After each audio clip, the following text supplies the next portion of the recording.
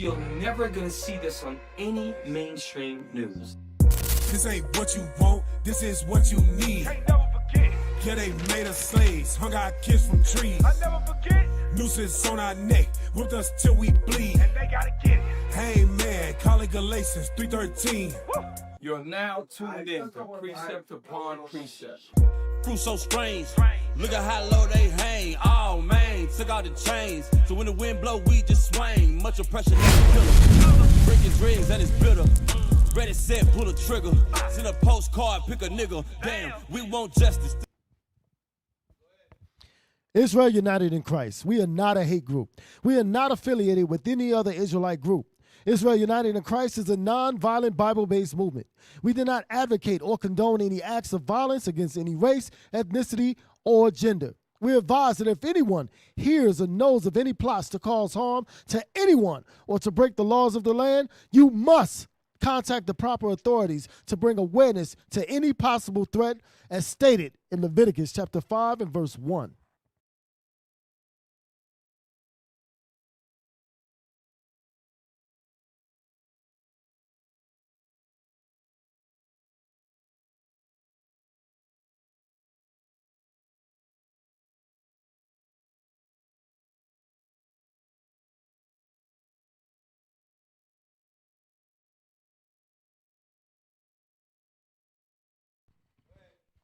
Hey, Shalom Israel. Welcome to another edition of Precept Upon Precept, Thursday the late night show, excuse me. And before we start the show, we want to plug the IUIC Booster Club. Check it out. Donate to the Booster Club. You can text GIVE to 646-982-3858, or you can take your phone, take a picture of that with your phone. You have to blow it up a little bit. And then at that point, you can make a PayPal donation as the Lord moves your spirit. We cannot do this without your donations that the Lord put in your spirit. We appreciate all of you. So, without further ado, we're going to start the show like we always do every single time. We have Officer Micah with the Watchman Report. Take it away.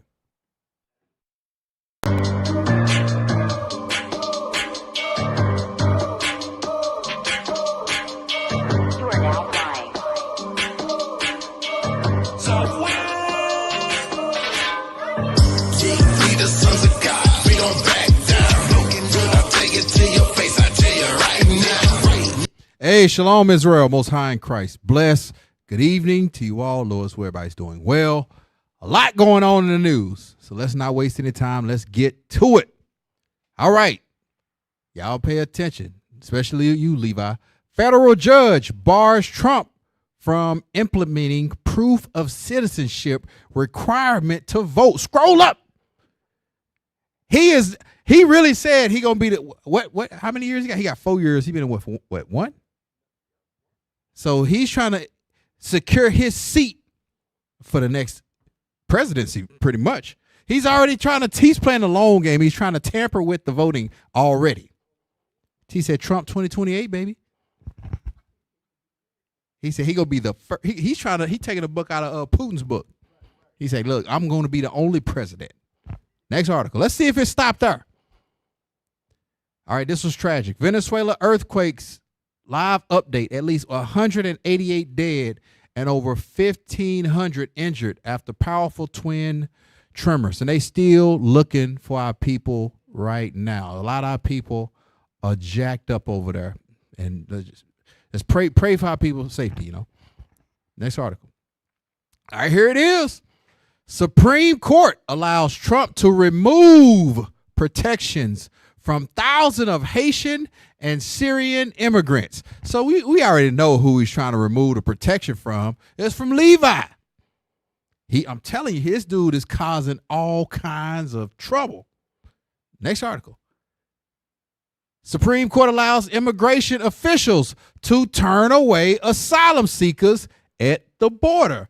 Did we not see not just too long ago, they were on horseback making so-called, Levi, Haitians, go back to where y'all came from. And now they still on Issachar neck. Next article. What that ain't it? Hold on. Oh, yeah. Turkey leads U.S. 2. That ain't what I wanted. What the hell is this? I'm going on sports. That ain't it. Pray for our tech team.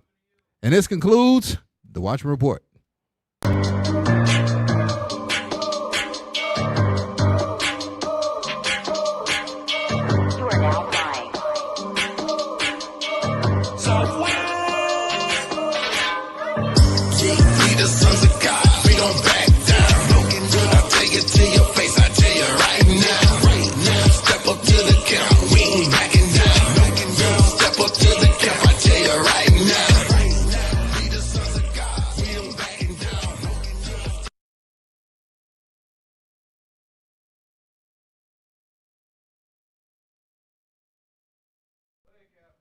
All right, Shalom Israel. Hey, what we have on the board for tonight's show is, the name of the title is called Esau's Least Leads the Beast. Kind of play on words.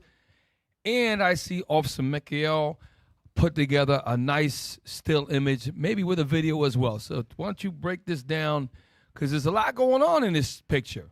So Esau's least, being Israel, led by Netanyahu, is leading the beast, which is why Donald Trump is behind following, because he's being led by Netanyahu. And as you can see, we have the seven-headed dragon in the background representing the beast. And if y'all will, go ahead and hit play on the thumbnail.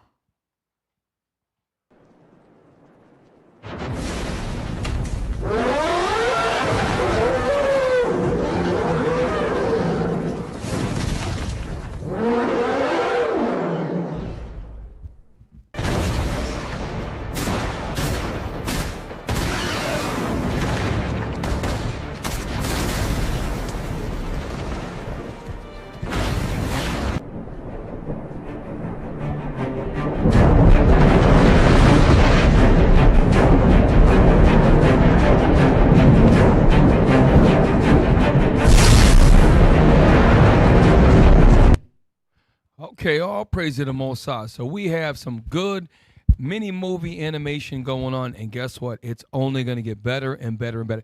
Tonight's show, we're going to prove to you, okay, with a lot of different things happen this week.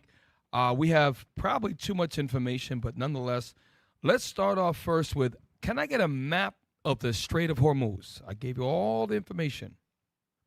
A map of the Strait of Hormuz. This choke point is where all of this drama is happening. All right? Straight. There we go. Okay, so let's look at Dubai. Let's look at the Gulf of Oman, that point right there. So there's a couple of things that happened this week. One, a ship got attacked, and I think there's something behind it. We're going to get into that. This right here, if you look at the United Arab Emirates, this is geography. I'll pay attention at home. You have Dubai, which is the United Arab Emirates. That's the point.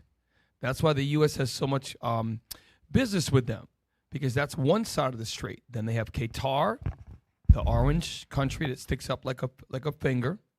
You have Bahrain, which is Manama is the cap. It's a little island country.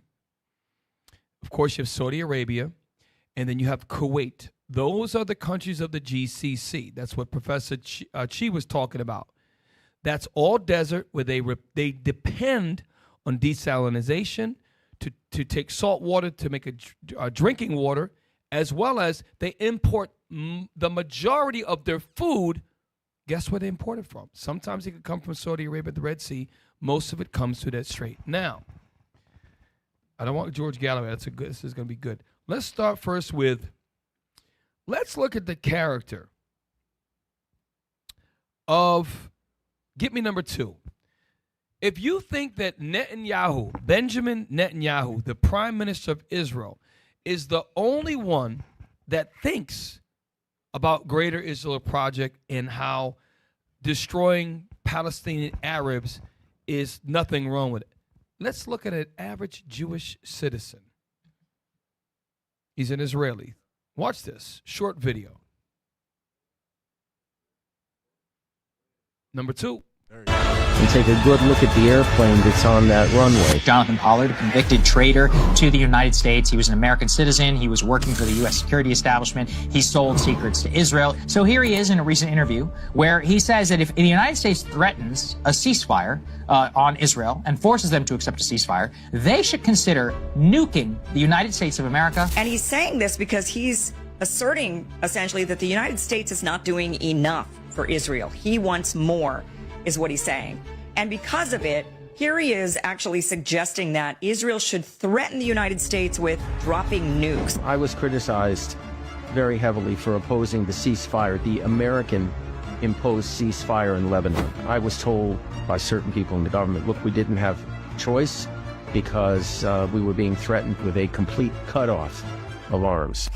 But I said, you're mistaken if you think there's never a choice. Well, let me bring you back to October 1973, during the Yom Kippur War, when Henry Kissinger instituted an arms embargo against us. He stopped the aerial resupply of our army at that point. And what happened? What happened was an A-4 Skyhawk was parked at Tel Nof Air Base with some interesting weapons under its wings.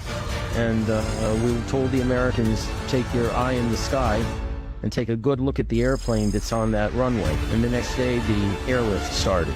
Which airlift? To Israel, the arms airlift. So in other words, we threatened their... We threatened to use unconventional weapons. I'll leave it at that. And so he said, pause. is this what you're... So what I'm showing you, when it says the least leads the beast, they have threatened the United States military before. They actually also attacked in 1967 the U.S. Liberty. They actually threatened the U.S. with unconventional warfare, aka nuclear weapons. And this guy was an Israeli spy who became a U.S. citizen. This is not just Benjamin Netanyahu that feels like this. Many of them despise the U.S. and they will use nuclear bombs. This is why the mindset to kill Palestinian Arabs, the mindset to do what they do in Lebanon, they truly believe, and they've actually convinced themselves that they're the Israelites, which we all know they're not. So that's the character of some of them. Now, get me short video. Actually, you know what? Y'all say something. I'm gonna look down some. Somebody say something, please. You got to remember that in their minds, everybody that's not of the nation of Israel is what they call goyim. That word goyim means cattle. So that's how they look at people, like they're. If you're not Jewish, you're nothing. You're trash, and that's why they have that ability to be able to say they're going to threaten the United States, when the United States is the reason they have the power that they have in the so-called Middle East. Because if it wasn't for the United States, they wouldn't be the big bad bully of the East. Right. Bring it out, Micah. You want to bring something out? Get me 1 Samuel chapter 15, verse 2. Because we got to remember this. And I thought, was it BB? He tried to pull this scripture. He was trying to quote this like, I got to, I got to get rid of the goyim. He was trying to say that this was Ishmael. But we all know who Amalek is. Could you read that 1 Samuel chapter 15, verse 2? The book of 1 Samuel chapter 15 and verse 2. Thus saith the Lord of hosts, I remember that which Amalek did to Israel. So the Lord said, I remember that which Amalek did to Israel. We are the Israelites. And they say some crazy stuff. Real quick, get Galatians 6. I think it's verse 7. Get Galatians chapter 6, verse 7, because they think they got away. You ain't getting away. Let me look at it. Let me make sure.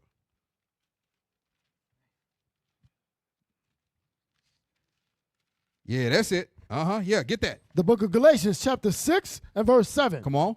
Be not deceived. God is not mocked. He's not what? God is not mocked. Come on. For whatsoever a man soweth, that shall he also reap. They not getting away. The same stuff that they doing to us, they got to drink that cup. That's why the Lord said in 1 Samuel chapter 15, verse 2, he said, Amalek, look, he remembers the stuff that you did in Deuteronomy, the 25th chapter. The Lord understands this. We don't understand, which is mind-boggling to me. We're in 60 days of camp. Our people fight tooth and nail to try to save their oppressor. It's to the point of their detriment. They'll say, well, what about the other nations? What about, and they ain't asking about the other nation. They're asking about what about the so-called white man. How our people have forgotten that these people want to destroy us. Every opportunity they get, they want to destroy us. That's why the Lord said, look, don't forget what they did to us in 1 Samuel, the 15th chapter. And Galatians 6 said, he ain't slack. They're going to get what they sow. Facts.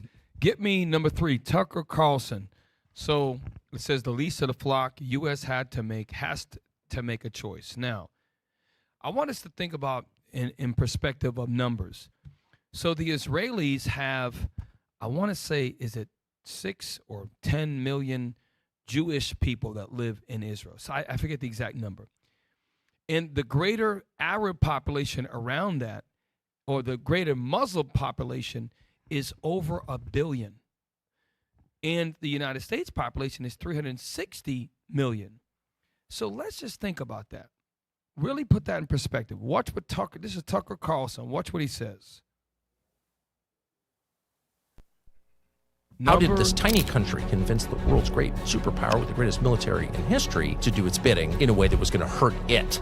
The most obvious answer is because Bibi told the President of the United States, you can join me or not, but I'm going. And at that point, you really only have 2 choices. Get on board or tell Israel no. And if they did it, that would not protect us because there are hundreds of thousands of Americans in the Middle East, and they're also the world's most important energy infrastructure. Now, of course, there's a third theoretical option. You say no, and if you do it, we're gonna cut off aid. But that was not even on the table. The last president to do that was John F. Kennedy in 1962. So I want you to remember this. John F. Kennedy was like the everybody's hope. John F. Kennedy was going to change bring in change to the country, the United States of America. He was, the Cuban Missile Crisis was on his watch.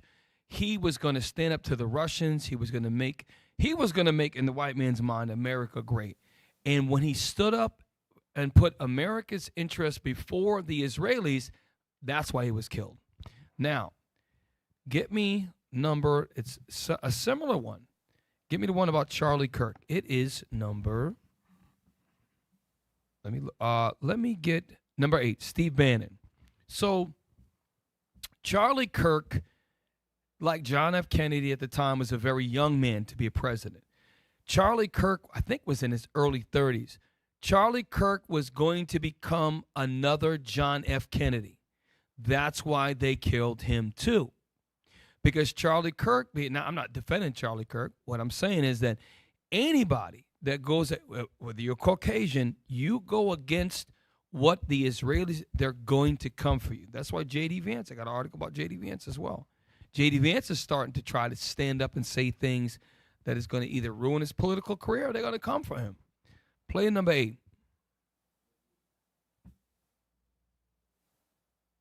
Gene Shapiro sat up here last night, and he was all, I'm going to, it's all about the truth. Ben, you can't handle the truth.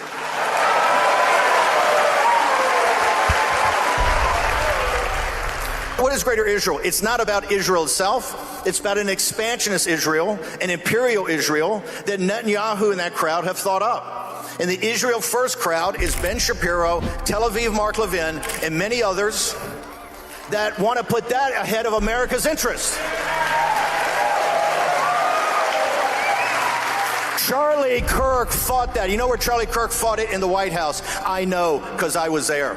Pause real quick. Type in Steve Bannon's jail sentence. Steve Bannon was a part of Donald Trump's first cabinet, and he actually was very loyal to Trump. He took a rap and he went to jail, and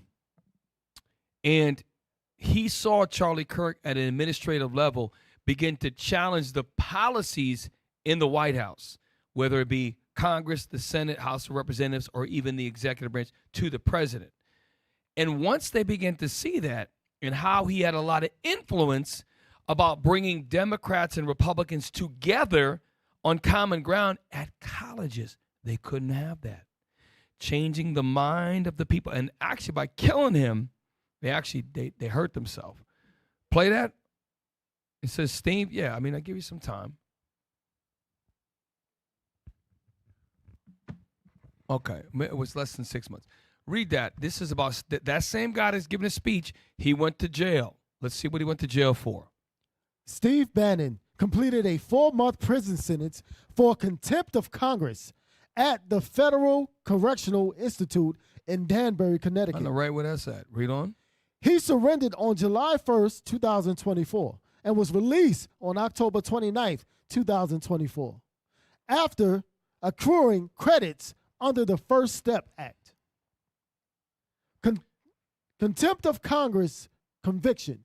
The charges: Bannon was convicted in 2022 on 2 counts of contempt of Congress for refusing to comply with subpoenas from the House Select Committee investigating the January 6, 2021 Capitol attack. This is a guy, why he speaks so bold, he wasn't afraid to go to jail.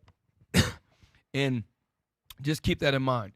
This guy also is outspoken against the Israelis. They're going to try to silence all of these people. Okay? That's why they killed Charlie Kirk. And that's my theory. Okay? They try to say that a deranged, transgendered person killed him from a rooftop. It makes no sense. And then when you look at the trajectory of the round, it didn't come from, it looked like something blew up on his lapel. Hey, Cap. Yes. And the funny thing, it's funny that you say that it was supposed to have been shot from the rooftop. And they said the same thing about John F. Kennedy and how he got shot. But there's new talks about how Kennedy was actually shot. If you saw the latest Cat Williams comedy stand-up, he mentions something along those lines. So right. And to your point, a lot more. They're going back and uncovering and re-looking at some of these key political figures that were killed, and you see a pattern. They began to go against the political ideology and the wants of the Israeli government, and those people that did that either had their career ruined or they were killed or mysteriously died. So keep this in mind. We're dealing with a very crafty enemy. Now, speaking of that, go to number 9. Number 9. So just like John F. Kennedy at the time was young, actually, do me a favor. Type this in the background. At the time, John F. Kennedy's age as a president, he was a very young-looking man at the time. Most of the men were old white men. Kennedy was more of a young man at the time.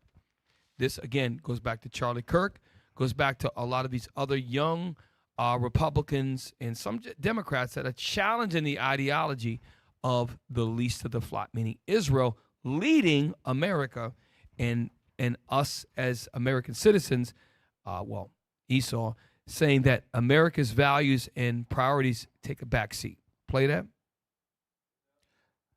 John F. Kennedy was 43 years old when he was elected, making him the youngest man ever elected to the U.S. presidency. So, and I didn't know he was the youngest. The youngest man, 43 years old, is young. Check this out. How old was Charlie Kirk when Charlie Kirk died? I want to say 32, 33. I'm going to show you something.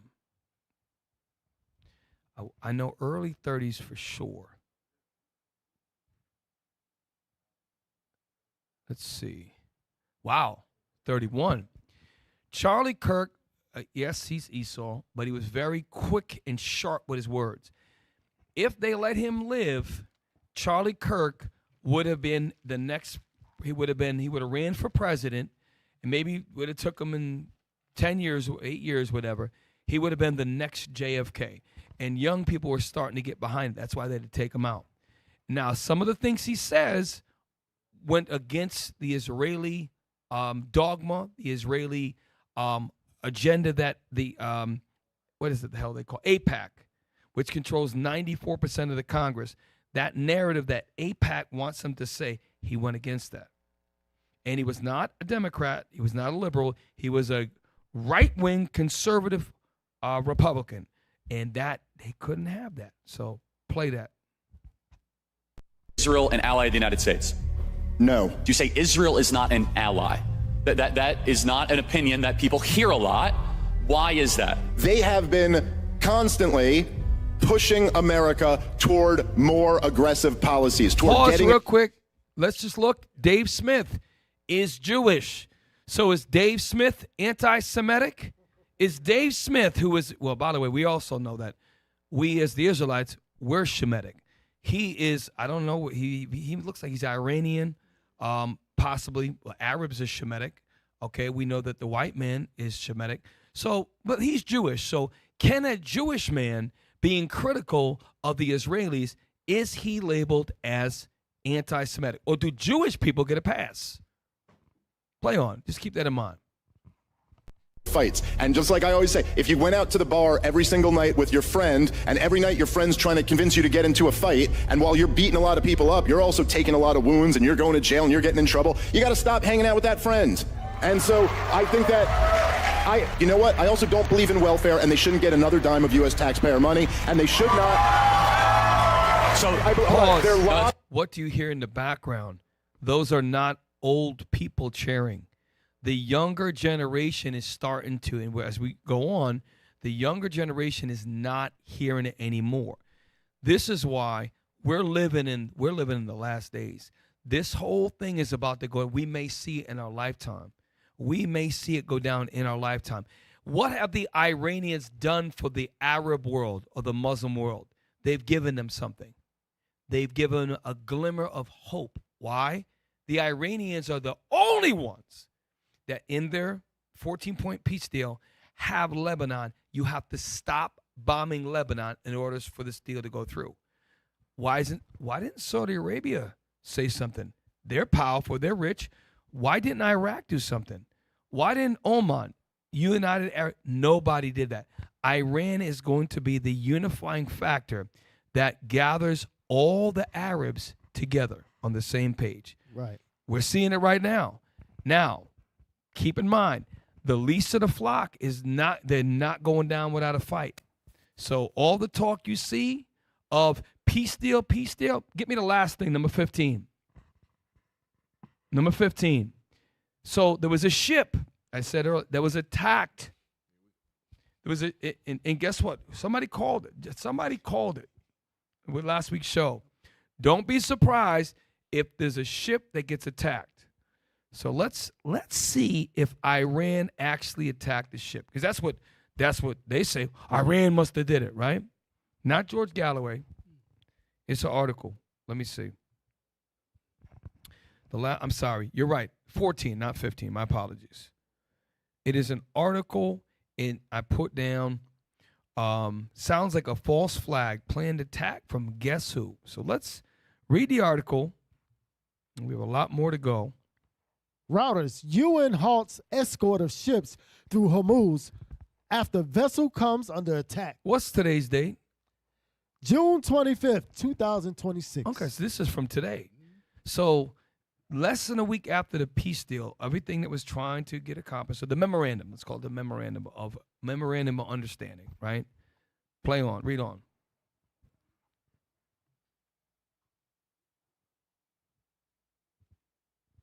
The UN International Maritime Organization paused its operation to I have to stop this, and I wonder if anybody can catch. Why do you see the word London, Manama, in Dubai up there? You at home, why do you think that is up there? Well, London is the capital of the white man's UK. Manama is the capital of Bahrain, the white man's pawn. Dubai is a major city or the capital of the United Arab Emirates. Those are all controlled by Esau. And like if you see New York, though, that means it's Esau. And that's where the central part is. Now watch this, read on.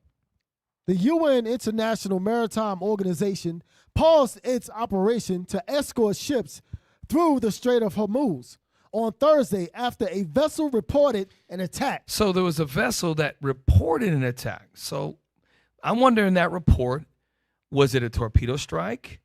Was it detonation in the hull of the ship? Why don't we know more about that? Read on. Reigniting concerns about whether a preliminary deal to end the Iran war will hold. In order to hold, that means they have it going, but something could happen to lose grip of the deal. I wonder who had the United States has a direct benefit for it to stop. So our inflation rates can go down, oil can go through, gas, all that good stuff. The Iranians would benefit from it. The whole world benefits from it because now the oil gets rolling again, fertilizer can go out. Countries that are on the verge of starving will benefit. The whole global economy will benefit. Guess who will seize it as they're being hindered? There's one country called Israel. So if you think about it logically, what does Iran have to gain by blowing it up? They sabotage their own deal. What does the U.S. have? Trump's trying to pass this deal. What does every other country have? They're all going to lose. But if Israel can delay this, they still keep their glimmer of hope for the greater Israel. So they have what they call motive. If this is a crime, they have motive. Iran has no motive. Okay? Iran wants to move on. They want to sell their oil. They want the embargo lifted. The sanctions lifted on selling the oil. Read on. The cargo ship said it was hit close to Oman by a projectile. British Navy agency UKMTO said, hours after Tehran warned vessels against taking routes that it had not approved. 2 U.S. officials told Reuters that Iran had fired on the ship. See, I wonder if the U.S. officials that said that, I wonder if they're sponsored or receive any money from AIPAC. Because 94% of the Congress is backed by AIPAC. So I really would like to know more about those U.S. officials. And it sounds like to me that if I'm the Israelis and I could somehow send Mossad top secret agents who are specialized like Navy SEALs, have them float in on a ship under the radar, just like they blew up the pipeline up there in the Baltic Sea, what is it called? Nord Stream. If you could blow up a Nord Stream pipeline that's way under the sea, could you not detonate the ship? Send the SEAL Team 6, Mossad's version, they got that version. So all of these things are very interesting.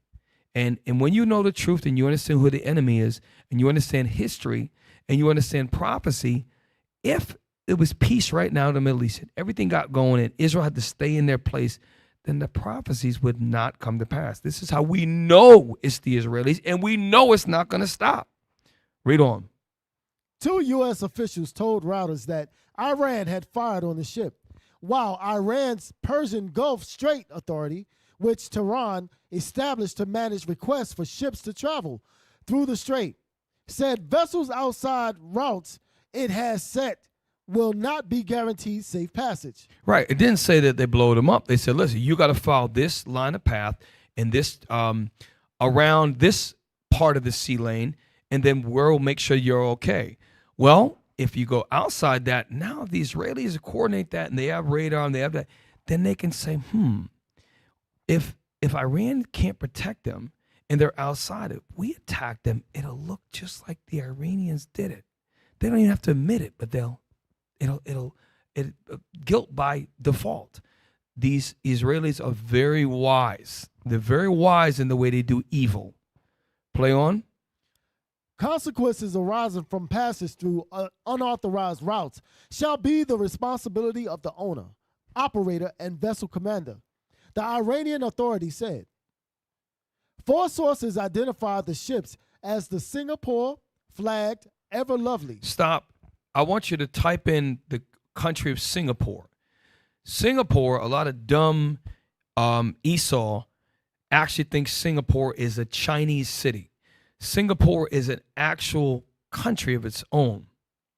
And Singapore is positioned very uniquely in the world. Okay, type in Singapore. Remember the Strait of Malacca. Professor Chi talked about that. The Strait of Malacca is the most important water passage in the world, even more than the Strait of Hormuz. Type in Singapore. You should see a map. Okay, you got Malaysia, Singapore. It's a whole country, right? It's not a city, it's a country. If we can possibly, that's very important.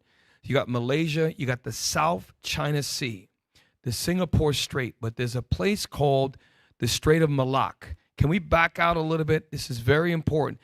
Not only are you going to hear the Strait of Hormuz, this right here, you're going to hear about this passage. Why? Do me a favor. Just give me a map of like the South China Sea. I want to see, and I didn't tell you about, I want to see this here.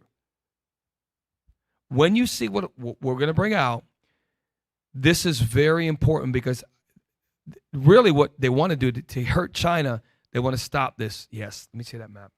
That's good. Yeah. Now, if we could blow that up. Watch this, y'all.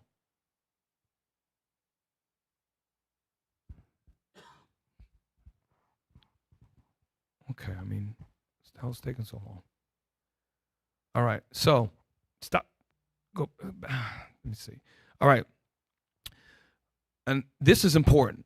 If you look at China, you got the Taiwan Strait. You have South Korea. Look above. Who controls South Korea? It ain't China. The U.S. Right. Who controls Japan? The U.S. Look at all the chain of islands that dip down called the Okinawa through. See, Ryukyu Island. See that? All of those islands are controlled by the U.S. Who controls Taiwan? The United States. That's what they're worried about. Who controls the Philippines? Once again, the U.S. So this is important why we tell you this, because the U.S. has all that unlocked with hundreds. They have over 120 just in Japan. That's locked down with the United States military. And guess what? We also have, if you scroll far to your east or your right, Hawaii's not that much farther over. They got major bases in Hawaii. Now watch this. The key to China trade is going through the Strait of Malacca. God damn it. The Strait of whatever the hell it's called. They have to go through near Singapore. Yeah, Malacca. That's it. That right there. You see Malaysia? See how Thailand and then Malaysia connects down? And you see Malaysia. You see the Philippine Islands. China is dependent to go through past Singapore. This is why who you think controls Singapore? It's not China. The United States. That they're sleeping. That is the most important waterway in the entire world. Why? Yes, it's important. Strait of Hormuz. Number one, look how narrow it is. Type in, I'm deviating. Type in, what is the narrowest distance of the Strait of Malacca? If you could do that, and then we'll put the map back up. Why you get that? Why you get that? Because China is the number one exporter of all goods. It's bar none. It's not even a competition. All you got to do is go to your house, find 10 things, and tell me 8 of them aren't made in China. Go do that. Go do your homework. So here's the point. China does not control shipping, and the U.S. can cripple them strategically through Okinawa, Japanese islands, the Philippines, Taiwan, and other chain islands, okay? Where the U.S. is going to eventually put pressure on China is through the Strait of Malacca. Why is that important? This war is not just about controlling the Strait of, this is very important. You're going to hear a lot about this going forward. The Strait of Malacca. Now, read that. At its narrowest point, the Strait of Malacca is just 2.8 kilometers. Let me tell you something. Anybody at this tape, we could swim that. We could swim that. 2 miles is not a long. Now, why is that important? That is definitely wider than the Panama Canal. It's definitely wider than Panama Canal. Now, type in, if you can, how much cargo moves through the Strait of Malacca per year? Donald Trump, I'm telling you, you think Trump's a fool. Trump and them know what they're doing. It's not all about Iran. Iran's part of the prophecy because they're going to unite all the Arabs. The Strait of Malacca is arguably the most important pathway. Why? Because China exports more goods than any other country by far. Y'all got to look at this. You got to look at this, look at this, look at this. Read that, Solomon. The Strait of Malacca handles an estimated $3.5 trillion in cargo value annually. facilitating the transit of roughly 30% of all global trade goods. 30% of all global traded goods. China, we did shows before. China has a huge export market. Huge. It's not even competitive. Now, keep that in mind. Keep the Strait of Malacca in mind. Keep the fact that it's about 2 miles at its narrowest point. Keep the fact that the U.S. has on lock from Japan all the way down to the Philippines. Keep that in mind. You brothers jump in. You say to anything you want. I got a lot of stuff, but you can jump in at any time. Get me. Shoot. Did we do 11 yet? Did we do 11? It said roughly 30%. Imagine what kind of dent that will put into the goods that are being used over here. Cause our people are in a bubble. If you cut off 30% of the world trade that's being used here in America, our people would lose their minds. You know, you're absolutely right, officer, because, I mean, just with the Strait of Hormuz, that's only dealing with 20% of the fuel used around the world, 20%. Mm-hmm. And we're talking about 30% of goods and services. I mean, I'm going to tell you who they're going to come from and need security. The black women with them crazy weaves. That's who would hit first. Them big elongated eyelashes, them crazy fingernails, and that raccoon hair that they put on their head. That's who they cut that off. Because probably about a good 15% is probably like fake hair and nails and stuff. They lose their mind. And also think about it. We did shows years ago when COVID first hit. Off the ports of California, you had Long Beach, Los Angeles. Remember we showed you pictures. There were hundreds and hundreds of ships that could not come to dock. Right. So that showed us at COVID what the U.S. This is why the U.S. is doing. Is Iran is one part of it. They're trying to cripple and destroy China. Remember, China and Russia is going to rise up also, and they're going to fight in the war. And also, this is how much power the U.S. government has. Also, all of NATO is going to rise up and fight and hate the whore, okay? Also known as the beast in Revelation. Now, is this an article, right? Okay, this is important. So the video's in Yiddish. We don't need to hear the video. Well, let's see if it gives us, play the video. Let's see if it gives us the damn, this is basically the Prime Minister, the Defense Secretary Katz, who's just as bad, if not worse than Netanyahu. Watch what he's talking about. Katz, Israel will not withdraw from Lebanon even if U.S. demands it. צה"ל נערך בקו ואנחנו לא נסוגים. הודענו שבכל מקרה אנחנו לא נסוגים. נכון לרגע הזה, וזה הישג מדיני, אין דרישה אמריקאית so you can read the bottom. I got you. אין לסגת מלבנון. There's no American demand. אין דרישה כזאת? אין דרישה. There's no demand in any case we will not withdraw. ובכל מקרה לא נסוג, אבל אין דרישה. But there is, even if there is an American, we will. Oh, let me read. Rewind it again. I'll read it. Rewind it again. We gotta be quick with it, because there's two. What they're doing is you gotta read the two sets of words. Rewind it. This is tough to do this. I got it. Israel will not withdraw from Lebanon, even if the U.S. demands it. If IDF are prepared in the yellow line, we announced that in any case we're not withdrawing. And as of this moment, at this political achievement, there is no American demand for Israel to withdraw from Lebanon, but there is one. There is no such demand. There is no demand in any case we will not withdraw, even if there is an American demand. We made it clear, the Prime Minister, the President, the Defense Minister, and the IDF. We are there to protect the residents from the north. Yeah, right, that's Hezbollah. So here's the point. That's the video. They're saying, even amongst this peace deal that's going on, the Memorandum of Understanding, they're saying you can sign whatever you want. We're not going to stop bombing the crap out of the Arabs in Lebanon. Go back to the title of the show. Y'all got to listen. All these peace deals, all of that's temporary. The U.S. is going to become so hated of all nations, the Russians, the Chinese, all NATO, and even the Arabs who have been docile and seeing their Palestinian brothers get bombed to smithereens. Esau's least leads the beast, and that is prophecy. Can't be broken.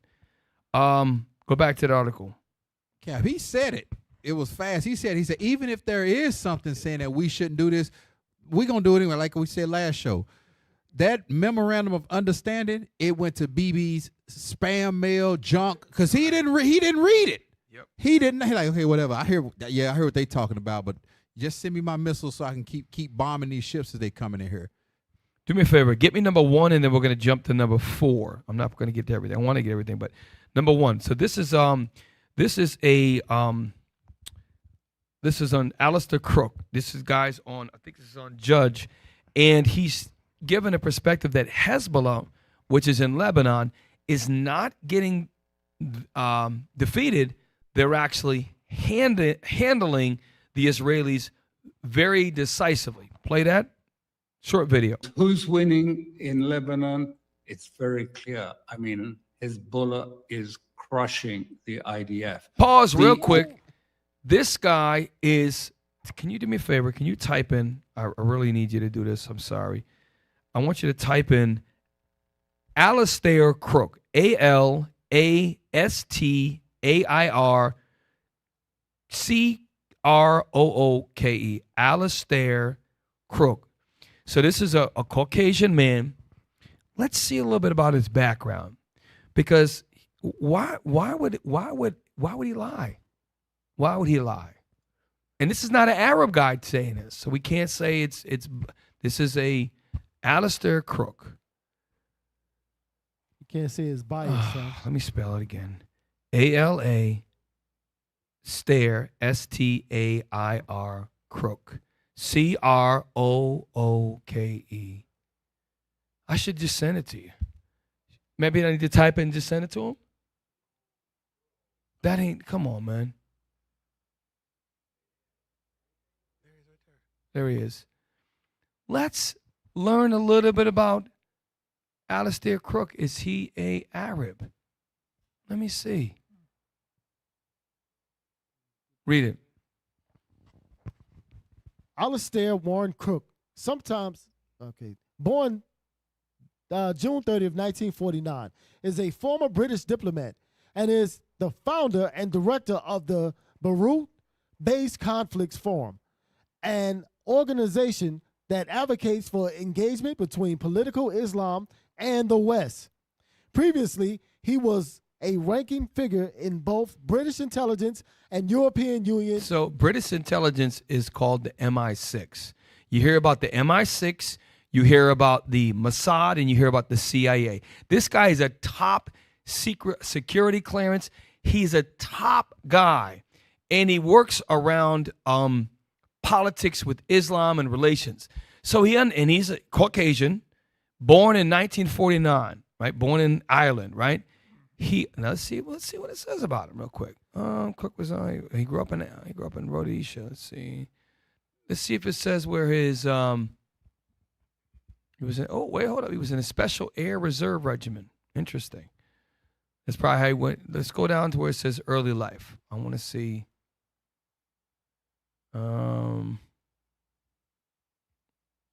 Early, yeah. You had it. Go down. It said go down a little bit more. Okay. All right.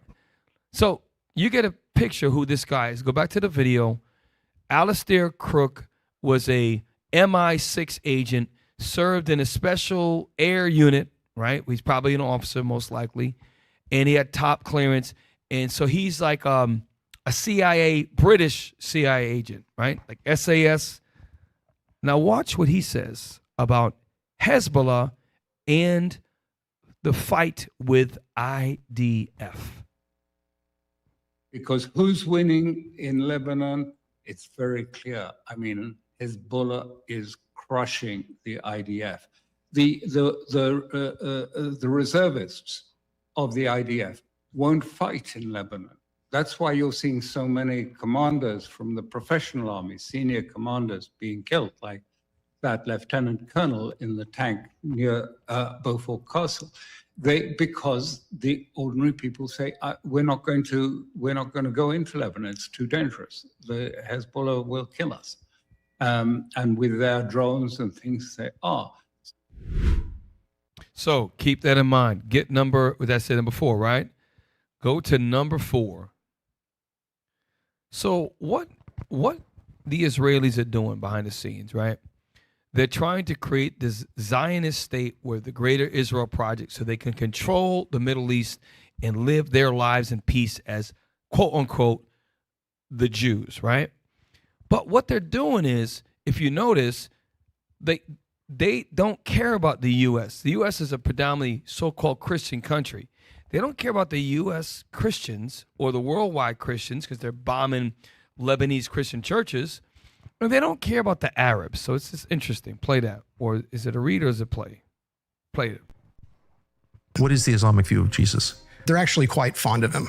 And so they believe that Jesus was sent by God, that he was of God, that he said true things, that he performed real miracles, and that he's actually coming again. Muslims believe Jesus is coming again? They do.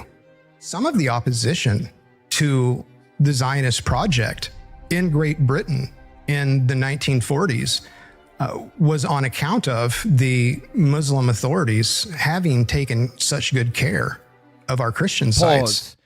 So before the Balfour Declaration was 1970. Keep it on the screen, please. Not me. The Balfour Declaration in 1917, there was some pushback. And before they implemented in 1948, the Jewish people had been there, some small populations for many decades. They lived in 100% harmony, Jewish people, yes, Esau, with Arabs. No problems. Also, the Arabs took very good care of all the Christian historical sites. So the Arabs were like, you sure? Because we take good care of this. And now you see the IDF, the Israelis, they are against Christianity and they're also against Islam. So this guy makes an interesting point. Now J.D. Hall is a Christian author, so he understands Christianity from a historical context and he writes about it. Watch what he says. Play on. That it was a bit of a gamble to let Jewish authorities do that. You know, I've heard people say if it wasn't for Israel, we wouldn't be able to go visit our holy sites. There wouldn't even be holy sites anymore. And it's like, who do you think has been taking care of them this whole time? So keeping in mind, they're pitting the Christians against the Arabs. It's very important you understand that. Go to get me number 6. No, I'm sorry. I want the one about this. Yeah, number 7. There's a woman named Josephine Gilboy. I can't. Some of you have to probably pronounce this one. It's a French word. She's a former Army counterterrorism and intelligence officer. Watch what she says about the United States government, who obviously was led into Iran by Benjamin Netanyahu, the Israelis. Watch what she says. 17 years as a former Army counterintelligence officer, right? So you can't not become that unless you actually, A, have gone to college, B, have served and got your reenlistment contract, and serve exemplary to be able to get that level of security clearance and keep it. Watch what she says. Watch what she says. My name's Josephine Gilbo. I'm a former intelligence officer. I spent 17 years in the U.S. Army.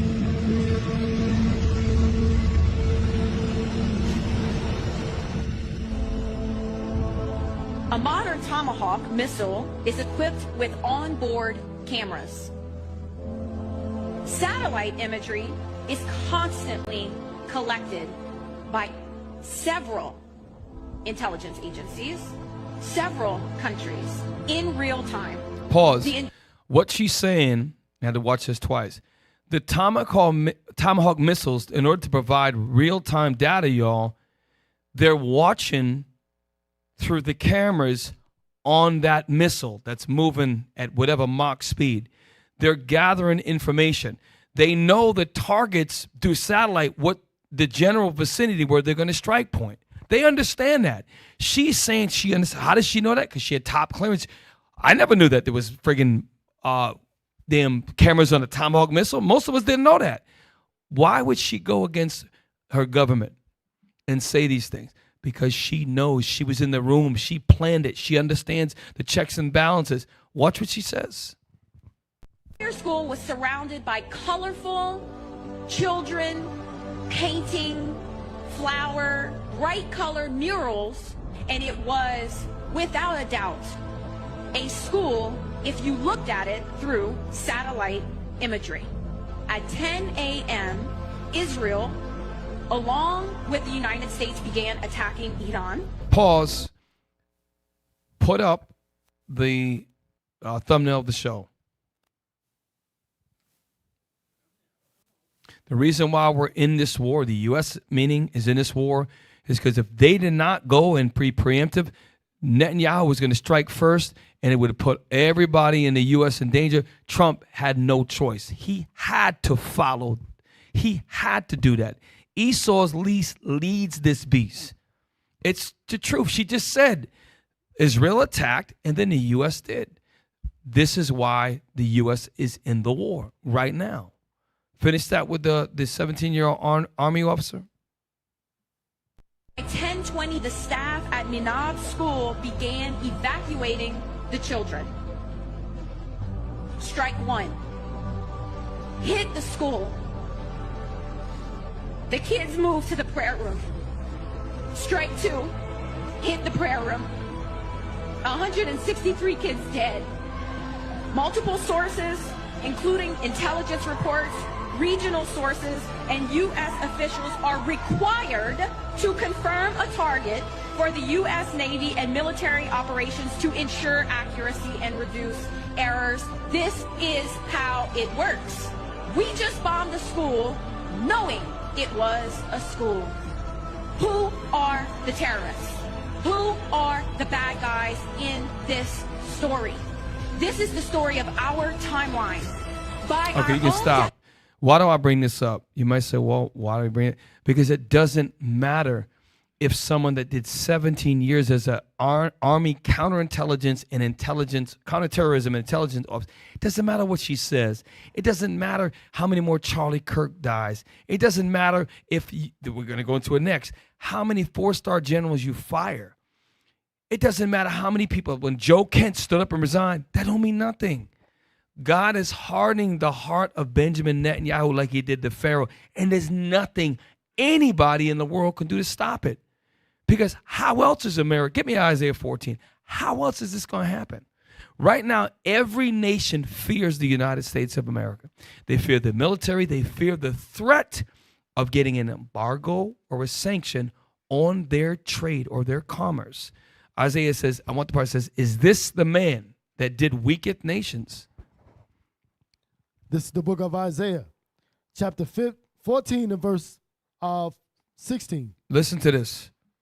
They that see thee shall narrowly look upon thee. Everybody sees the U.S. right now. Everybody got wide eyes. They know that there's a superpower. What is it going to take to make the U.S. have other nations look at it like narrowly, meaning like, you? They're not going to believe what's going to happen to her. Read on. And consider thee, saying, is this the man? The man that ruled everybody with 845 U.S. bases, that oppressed people with a signing of a declaration. Read on. That made the earth to tremble. And dropped bombs, Hiroshima, Nagasaki, and the threat of dropping bombs anywhere you go. Read on. That did shake kingdoms. And they shook kingdoms. That's why the Japanese was bold as hell when they attacked Pearl Harbor. The whole thing God put in their spirit to do all of that about Oppenheimer and the race for the atomic bomb, all of that was of God. Prophecy had to come to pass. Read on. That made the world as a wilderness. All right, we read that all the time. Go back to where you was at. Josephine, number 7. Now, when are we going to break? Okay. When we come back from break, I'm going to show you that there were a very important 4-star general was let go this week. Well, forced out. I'm going to show you why. So we come back. You'll stick around. We come back for part 2 of the show. Stick around, y'all. Most High and Grace bless.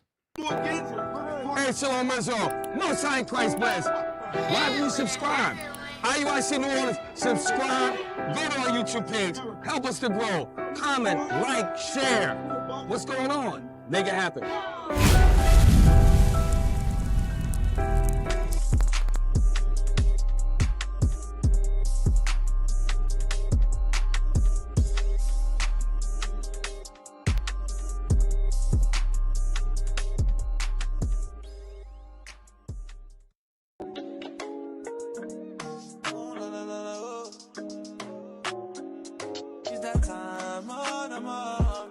Everybody better turn up. See that man, I'm gonna put my cellular.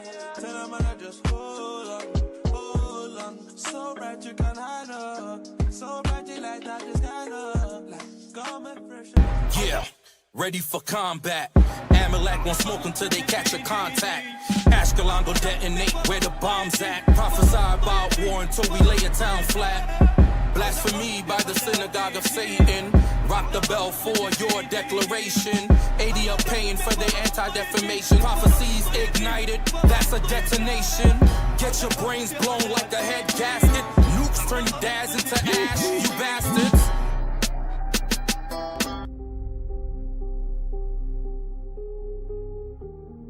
What is your homeland? Grenada is not your homeland. You were brought here as slaves. The white man bought you. The British man bought you. The French man bought you. The Spanish man bought you. God says those are your enemies. Your means of transportation would be slave ships. That happened to the people of Grenada.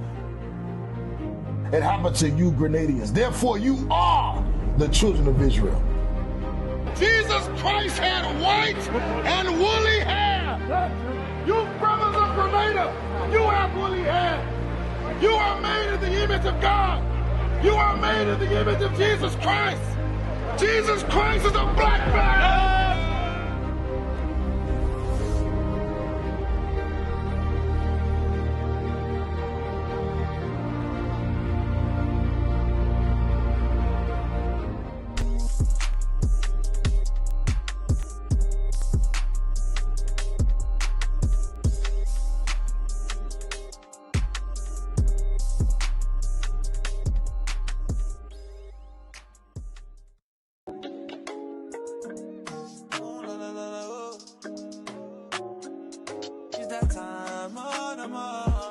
Everybody better turn up. See that man, I'm gonna put my cellular. Tell them I just hold on. So bright you can hide up. So bright you like that, just kind of like garment fresh and be dry.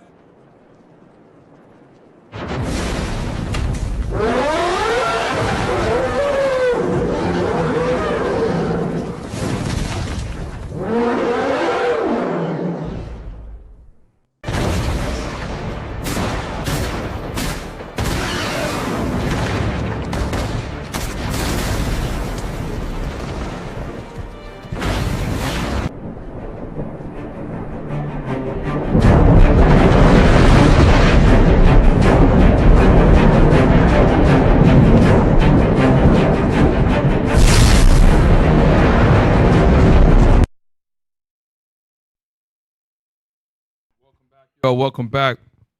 Right back into it. Get number 5. Number 5. We're going to let it play.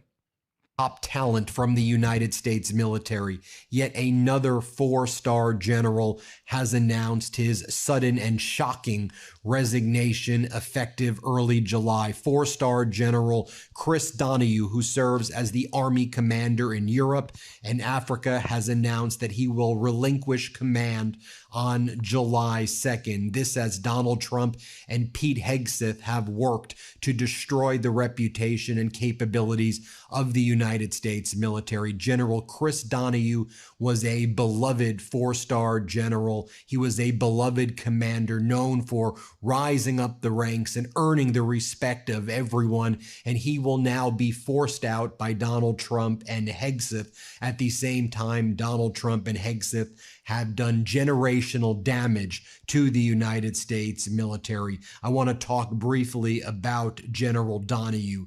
He was also known as the last soldier to leave Afghanistan. Remember that night vision photo of the soldier leaving the Ahmed Karzai airport? Yeah, that was General Donahue, the first to arrive, the last to leave. Let's talk a little bit about his background. This is how the Atlantic described it. His abrupt departure after 18 months is another sign of the mass upheaval within the United States military. He was widely seen as one of the Army's rising stars, a legendary Delta Force leader who was considered a top. So later on, I'm going to have a Green Beret explain it a little bit better.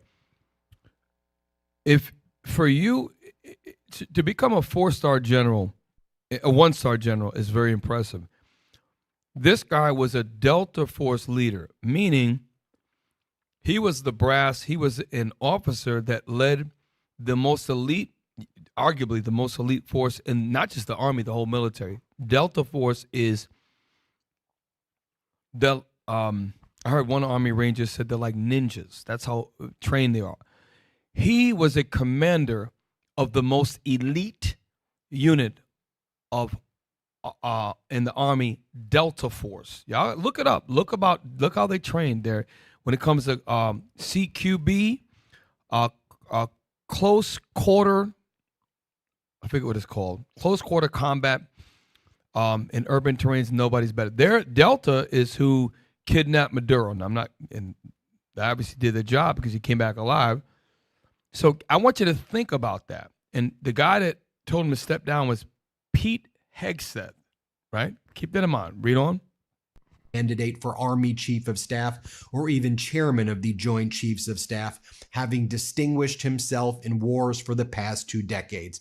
But Hegseth sought to oust anyone who didn't fit his idea of what it means to be a Trump and Hegseth sycophant, aka a loser. A career ranger and special operations commander, Donahue served in Iraq, Afghanistan, and Syria, climbing through the ranks during 2 decades of counterterrorism wars as the U.S. military.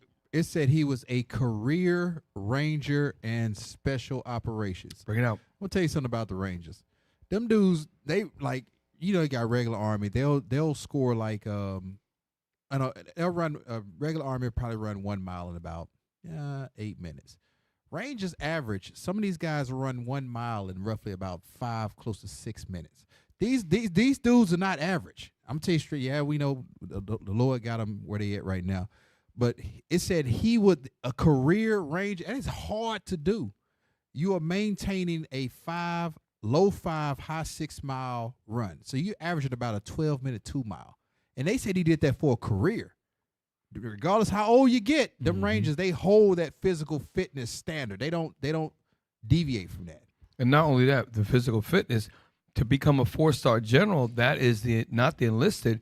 So he has what they call continuing education. He had at least a bachelor's degree, continuing education, continuing training. And watch the thing about it is that he was a career ranger, but then he became a commander of Delta Force. They don't just allow anybody. That's a lot of you out there. You think SEAL Team 6 is the best of the best. No, they're not. Delta Force is better than them. So keep that in mind. This is who they're forcing out. But you might say, why capture? Why are you bringing it up? The reason I'm bringing it up is if Donald Trump is positioned is the commander in chief, he is the general of generals. If you look at it like that, even when I was in, you learn your rank structure. The President of the United States is the top rank structure. So if you have a bunch of yes men that do whatever you want to do, and you get rid of a lot of this guy, read a little bit later, guess what's going to happen? Everybody's going to do exactly what you say, because if not, you're going to lose your career. So instead of moving on, they're going to force you out. So he's creating a culture of, if I don't do what he says, and some are resigning, some are getting forced out like this guy. Keep that in mind. Now, let's put it in perspective. Get me number 6 with the Green Beret. Yes, this guy we're about to read, He's got his own podcast, timestamp 155. He's going to give an analogy, a couple timestamps, of what just happened with the Secretary of War, or Department of Defense, Secretary of War, Pete Hegseth, and he compares his incompetence. And this is what's being allowed right now.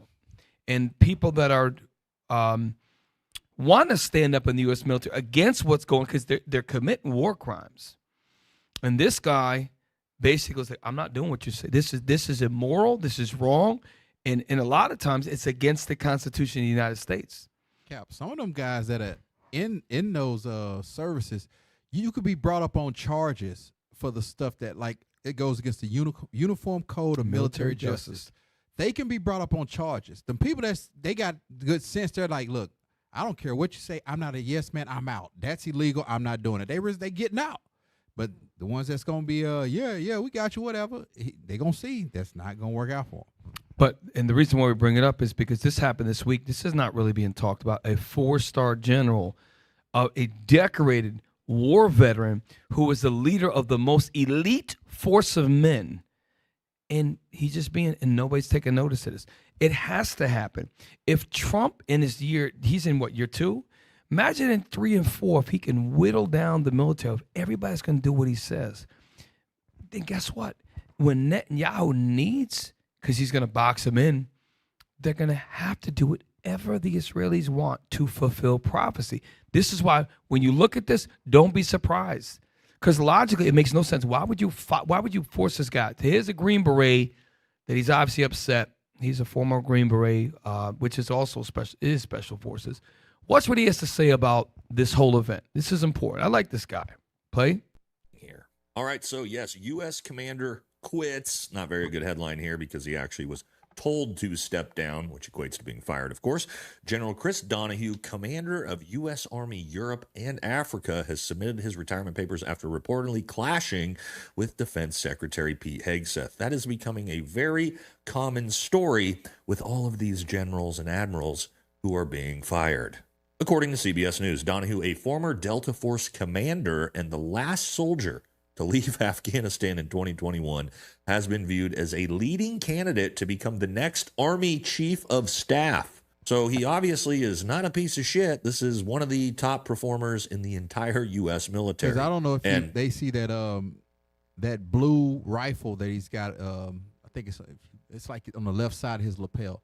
That is called a combat infantry badge. The one on his right side, those are British foreign jump wings. The only way you can get those, because I had the German ones, you have to jump out of their plane. Right. And that's how you get their jump wings. And that blue one right there, he's infantry. Guy's been shot at multiple times. Right. So that's how you get that. And you can see the little jump wing. He's a master. He's a jump master. This dude's decorated. He's got just badges alone. That stuff would translate over to probably roughly about an associate's degree, just badges. And he's probably close to about a doctorate. And he's probably graduated War College.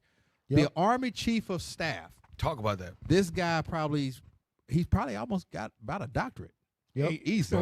So Officer Micah, basically what you're saying is they said that he didn't fit in Trump and Hegseth's vision of the U.S. Army. So him having competence is not what they want. He understands war. Right. The man's probably been shot at more times than anything. If Delta alone, he's probably been shot at. They don't send those guys out to bag groceries. Right. Right. So the guy's been at war. So he probably thinks logically like, okay, why are we in this? Why are we doing this? He's not going to tell you what you want to hear. He's going to tell you, look, troops will die if we do this. Let's find a more logical solution to do things. They don't want that, and that's why I'm pretty sure that's why he left. He's a 4-star general, a Delta Force commander. What he says next is hilarious, and it's really the best analogy that I think anybody could come up. Watch what this former Green Beret, says about Hegseth. It's coming up soon. Play. You don't know, to be a Delta Force commander, I mean, there is nothing higher than that performance-wise in the U.S. military. That is the top of the top, the NBA, the NFL, right? To his point, and then we'll let it play. Delta Force operators, they don't just train those guys to take lives. These guys are smart. They're not idiots. Right. They're very, very sharp. They think of ways to get stuff done without them getting killed, pretty much. And that's the guy you want as an Army Chief of Staff. If there's anybody that's qualified, he's probably overqualified for it. And he just quits. So again, Donald Trump has to surround himself with these people that are yes men, that maybe got pushed through the ranks, that don't have the quality of morality. Because at the end of the day, the goal, the Marine Corps is, the first is called, the two objectives are mission accomplishment with troop welfare second. But there's a way that these guys balance it, because at the end of the day, he wants his men to come home. So keep that in mind. Why would you get rid of somebody like him? And it's not just him. Admirals have been fired. Generals in the Coast Guard have been fired. Really decorated. And we're not bigging up the U.S. military, because U.S. military, guess what? He's Esau. And as much as, from their perspective, you would want a guy like that. He gonna get it too. But don't think that we love these people. What it is, we're just showing you that Trump should be listening to these guys. He's not, because God is deviating him down a very dark path, and has to follow the Israelis. For all these prophecies to come true, they have to do it. Watch what he says. It's funny. Play. Comes amid a growing wave of exits and removals of senior military leaders under the Trump regime, including the chairman of the Joint Chiefs of Staff, the chief of naval operations, the Coast Guard commandant, and other top commanders. One former senior U.S. official called Donahue among the most consequential commanders of his generation, while a colleague described him unequivocally one of our nation's best. Those are a lot of things, descriptors that you would never hear anyone in the entire military ever say about Pete Hegseth. Now, what's the next part? He's going to give an analogy about a hospital and a hospital structure. Watch what he says. Next timestamp, I think, right?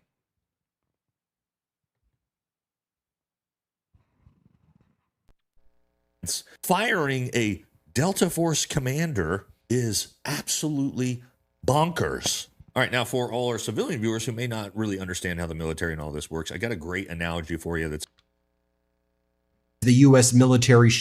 What happened? Okay, he's got to. It's okay. So, all right, now for all our civilian viewers who may not really understand how the military and all this works, I got a great analogy for you that's going to really make this all make sense, okay? So Pete Hegseth firing a Delta Force commander is kind of like if there was a janitor at a hospital, and that hospital got bought by some fat orange pedophile who decided it would be a good idea to make the janitor the director of the hospital. And then that janitor decided to start firing doctors because he knows better than the doctors. And then ultimately, that janitor decides to fire the leaf-cheed brain surgeon because he's not doing brain surgery right. That's kind of like what Pete Hegseth firing a Delta Force commander is. Pete Hegseth obviously being the janitor in this analogy. Speaking. So pause. So just to show you that what would make people, remember Donald Trump has chief of staff, the top military from the Marine Corps, the Army, the Navy, all around him as his advisors, like Pharaoh did. And some of them are standing up and saying, this is wrong.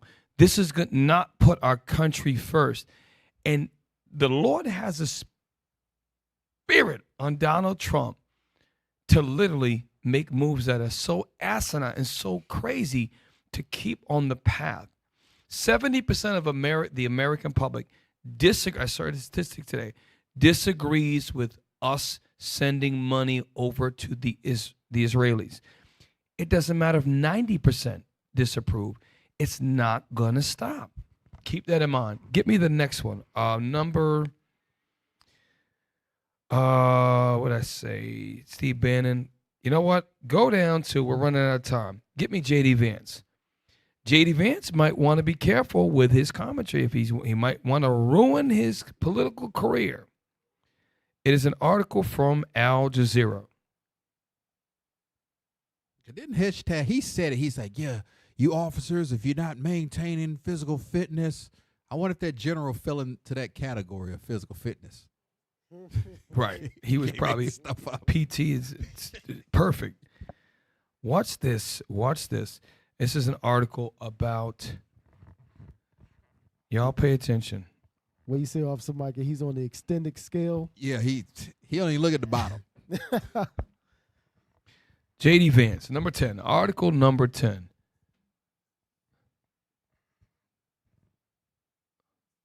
Number 10. We got a problem. We got a tech team problem. No, that's not a problem.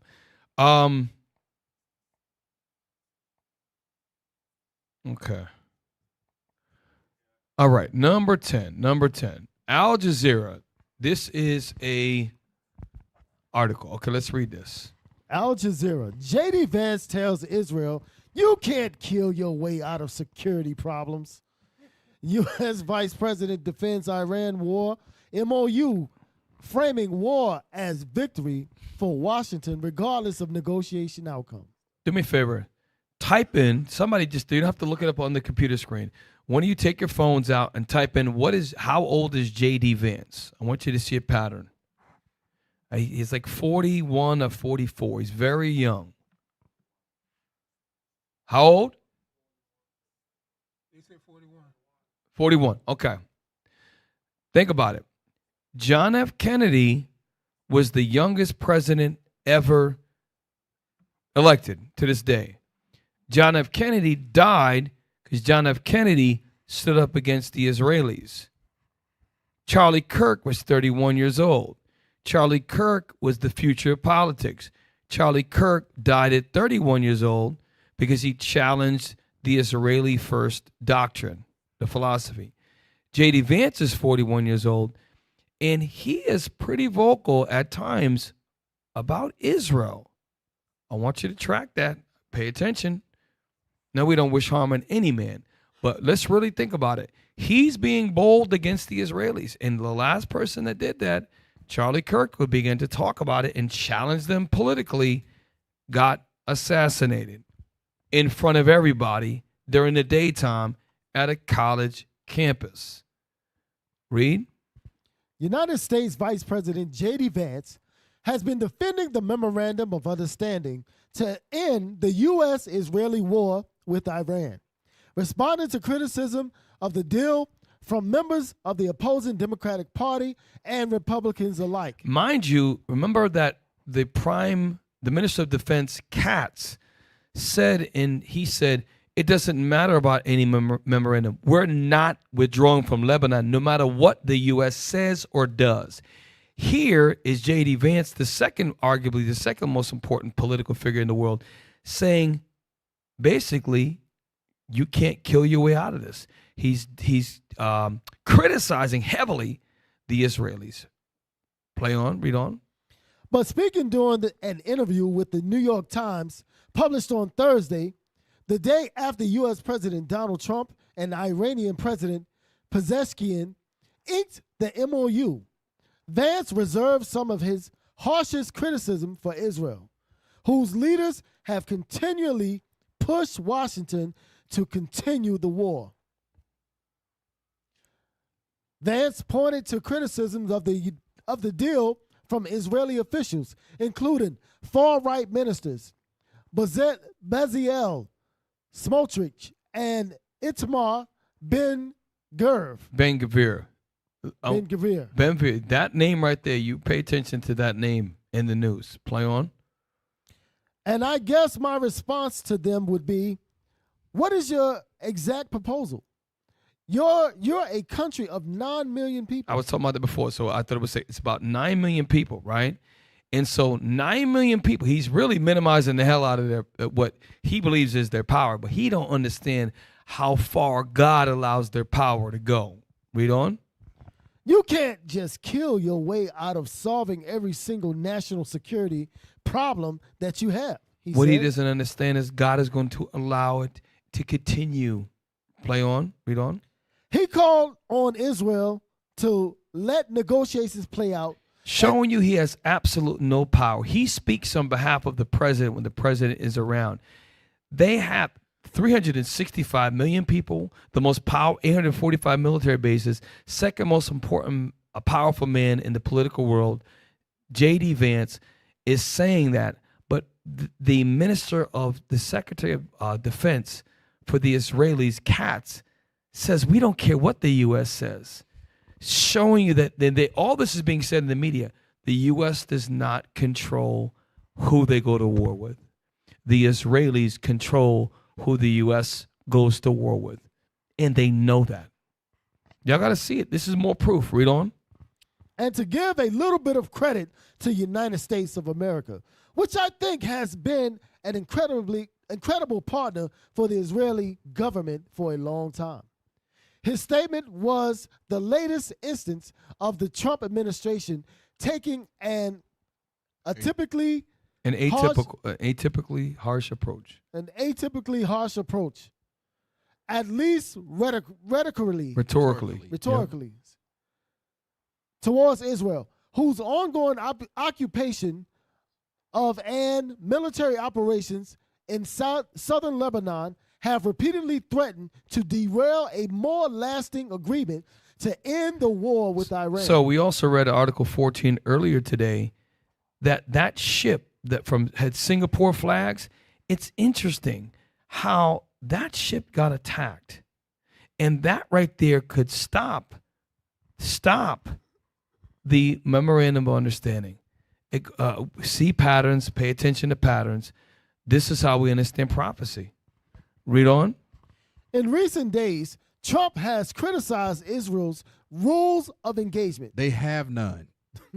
Right? They have no rules of engagement, which war monitors have long said led to high civilian casualties. The second or third or the first couple days of the war, they bombed with Tomahawk missiles, not one but two, an all-girls school, and killed over 160 little girls. They knew what they were doing. Like you said, they have no respect of any rules of that they created. They created the Arabs didn't create them rules of engagement. The white world, under the leadership of the United States, created all of those laws. And if the Israelis go outside of the U.S., they don't have to follow. That's why Benjamin Netanyahu is a wanted war criminal in multiple countries, and he's still allowed to lead right now and stand before the U.S. Congress right now and not be prosecuted in the International Court of Law. It's showing you that we see who runs the world. It's not Donald Trump. Donald Trump doesn't run the world. This cabinet under he's the face of it. Cap. Yeah.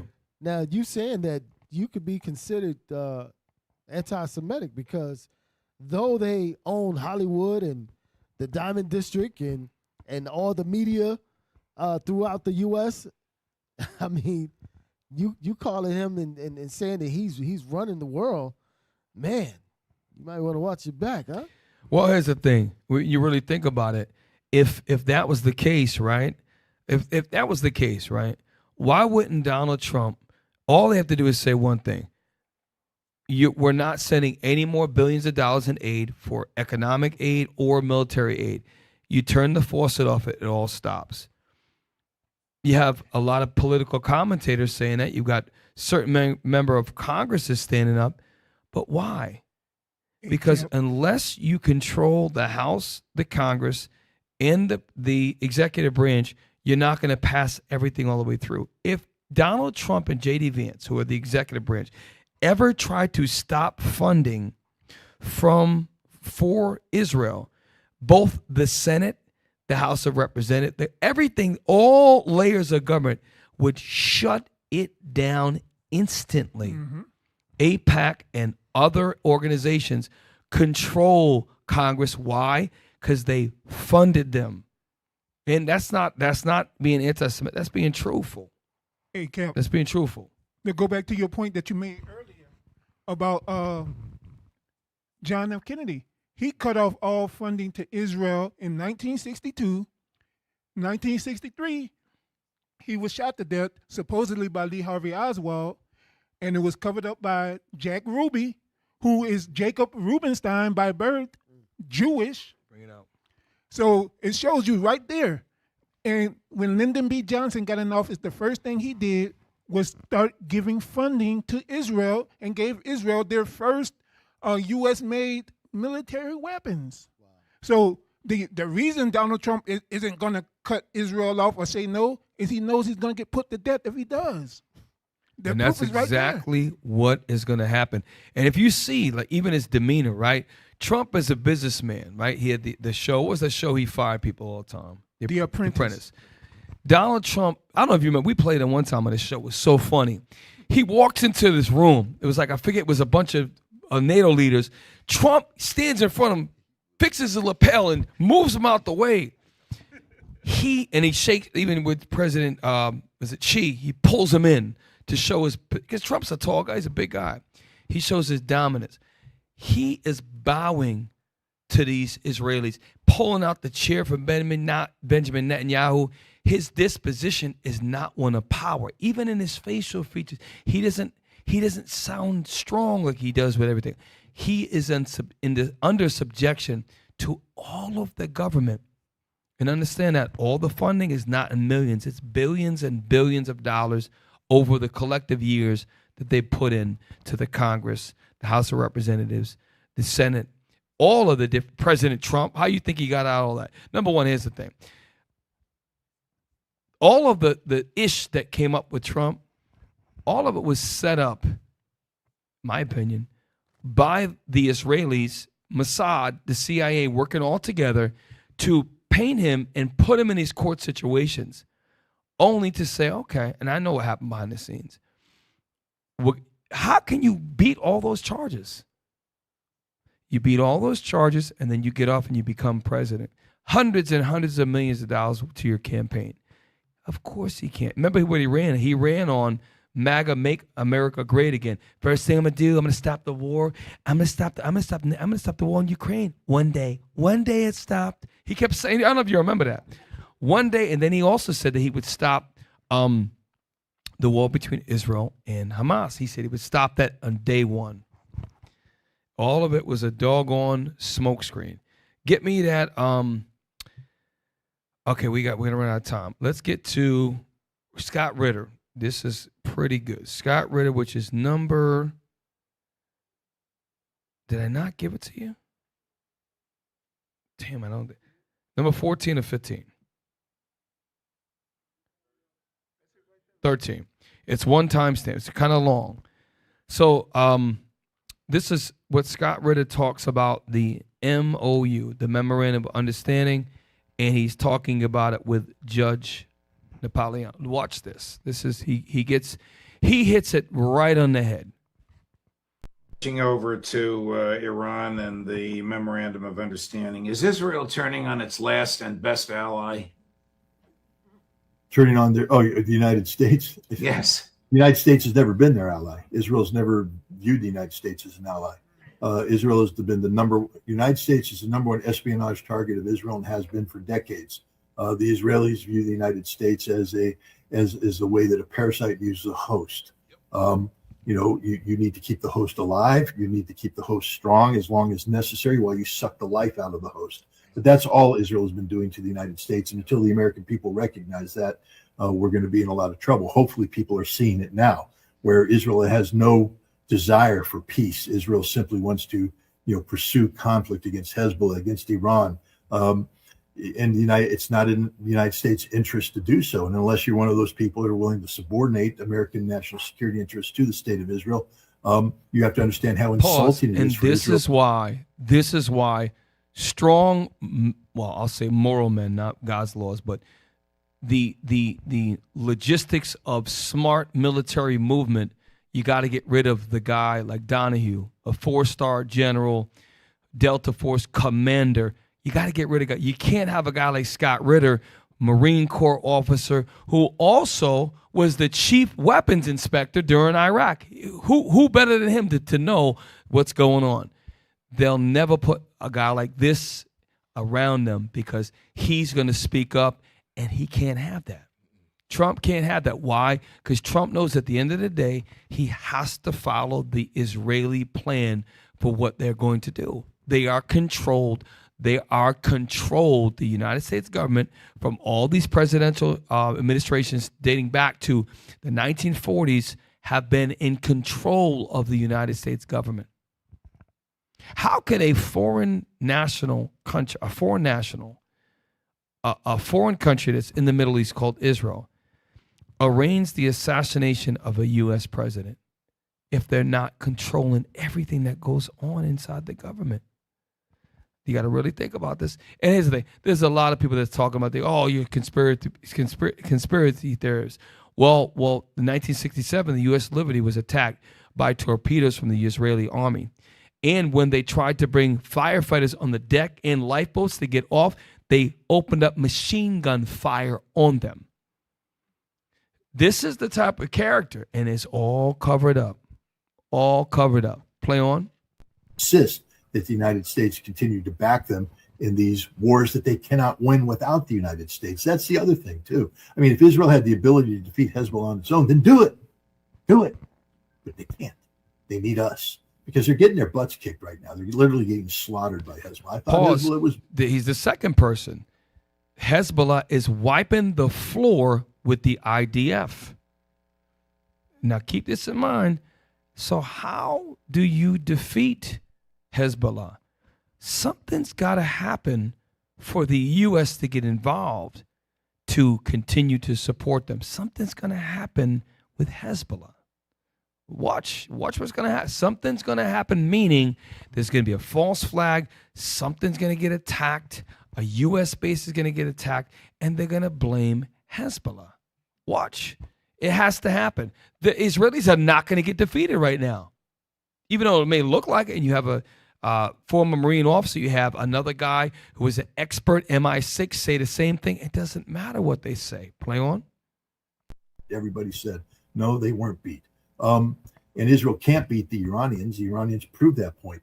But this is the culmination of a decision chain that Benjamin Netanyahu's been involved in for decades. It's that which brought him to power, the fear of the threat, and that he is the only man capable of, making sure Israel can deal with the threat. And now he's taken it up the escalation chain as far as it can go. And the United States is done, finished. And, I tell people, they say, well, the Zionists control everything. No, they don't. The dollar controls everything. And I asked people to go back to 1992 when Bill Clinton was running for president, and he was getting ready to, discuss foreign policy, national security policy with George Herbert Walker Bush, the incumbent president who just won Desert Storm. And James Carville famously put a yellow sticky note up on the war and said, "It's the economy, stupid. That's all you need to focus on, and you'll win." Because that's the only thing at the end of the day the vast majority of the American people care about. What's in their wallet, what's in their bank account, what the price of gas is, how much food costs. Although Scott Ritter sounds good right now, that's not what's going to happen. Okay, the Israeli government is going to continue to do what they want. And even if the U.S. dollar fails, right, the God will not allow them to lose power until that time. All these, remember, when you read in Revelation 17, that has to come to pass. NATO, they're still allies. China and Russia are going to turn and they're going to fight with the war. The Arabs are going to unite as one. And then when they do that, the Armenians are going to join in battle. All these major things have to happen. So if the U.S. takes funding off and separates from Israel, that means that the prophecy in Jeremiah, the least of the flock, is not going to draw them out to the last battle. It's not going to happen. So this is why we know this. This is why don't put your trust in them. Don't get hoped up. 70% of the population in the U.S. is against the Israelis. That's BS. All the decisions, they're still, watch the news. Everything that's going to happen, the Israelis are still going to draw them out to battle. It might die down for a little bit, open up the strait for a month or two. Watch what's going to happen. Keep your eyes glued to the set. Okay. No, play the rest of that. I'm sorry. And what Israel is finding out now is that they've got us embarked in a war that is having a detrimental impact on the American economy and therefore on the American economic future, or the economic future of the American people, and that the American people will dump Israel in a heartbeat when it comes to preserving our way of life. in our way of life hinges on, a sound economic foundation that won't exist if the Strait of Hormuz is not kept open for a long period of time. How decrepit, how backward, how incompetent was American military planning that they didn't take into account that the Iranians might strangle oil at the Strait of Hormuz? Well, the interesting thing is we go back to Trump's first term. If you remember when the Global Hawk was shot down, the big drone over the Strait of Hormuz, and Trump wanted to retaliate by bombing Iranian air defense systems. And the Pentagon said, look, if you do that, we're going to get into an escalation with the Iranians that will end with them closing the Strait of Hormuz. Trump said, oh, we'll just open it up. And the military at that time said, we can't. We cannot open it up. If the Iranians shut it down, we can't open it up with the forces available. And it would take us months, if not years, to assemble those forces. And by the time we brought them to bear, we'd have to fight through, line after line of Iranian missiles. It's a war that we're not certain of the outcome, meaning we can't guarantee you that we're going to win this thing. So Trump pulled back, and he claimed that he had mercy in his eyes and want to kill the Iranians. But the bottom line is he pulled back because he knew that we're going to get involved in a cycle of escalation that we could not manage successfully. Now, if he knew that then, why did he think that what changed in his mind? This is the inanity of the difference is Pete Hegseth. Back then, you had a chairman of the Joint Chiefs of Staff, Lloyd Austin, and you had, Secretary of Defense Lloyd Austin, chairman of the Joint Chiefs of Staff. I think Mark. All right, who, that's boring. All right, so the bottom line is just keep in mind the U.S. Is growing unsettling in their comfortability with the Israelis. Number 15, McGregor on George Galloway. Yeah, why they getting there? What he was getting to is he was letting them know back then he had smart people telling him, you can't win this. So what did he do? He said, now hashtag come in. Well, let me just fire those smart people and get these dummies in here and tell you, hey, you know what? You can do it. But he's letting them know at some point you have to put troops on ground, and a Delta Force commander knows that. At some point you can't just fire missiles at stuff. You have to meet them on a battlefield. And that's where a lot more people start to die. But the smart people that tells them that, get them out of here. Get me an idiot in here. Like the guy said, get the janitor in here, and he'll tell you how to order a battlefield. And that's what he's doing. It's amazing. And again, it's prophecy. This is why a lot of black people and Hispanics, like, remember the Puerto Ricans for Trump, Hispanics for Trump, that whole thing was going on. And then when he got in power, you see a guy that's saying, make America great again, and an ICE dude is arresting him, walking him down the street. We showed that on the show about when he first started dispatching the ICE agents. Timestamp number 1, McGregor on Galloway. This guy, George Galloway, by the way, George Galloway was not allowed to come back to Britain or leave Britain because of the stuff that he says about the Israeli guy. He's very critical. This is a white man. I think he's Irish or Scottish. So Scotland is part of Great Britain. And he, just like Scott Ritter, how they confiscated, went on an FBI raid of his house. This guy was there trying to prevent him from being able to travel in and out of Great Britain. He is very vocal. All these people that are vocal, the Israeli government, I pray to the Lord nothing happens to anybody. We don't wish death upon nobody. But you see what's happening. You go and see Israelis. You're not going to stop prophecy. Play that. A compatriot of mine, no doubt. Colonel McGregor, welcome back to the show. A hearty welcome back to the show. Can we begin, though with so many wars to choose from, to your interpretation of the current situation in the Persian Gulf? Donald Trump seems to zigzag between telling us it's all over and peace, if not amity, is going to reign, and telling us that all that's going to reign is very, very severe weapons and more war in the Gulf. Which is it, do you think? Well, it's difficult to keep score. I think you've got a point, George. By the way, it's good to see you again and looking well. Thank you. I think that right now the president is caught in a position he never wanted to be in.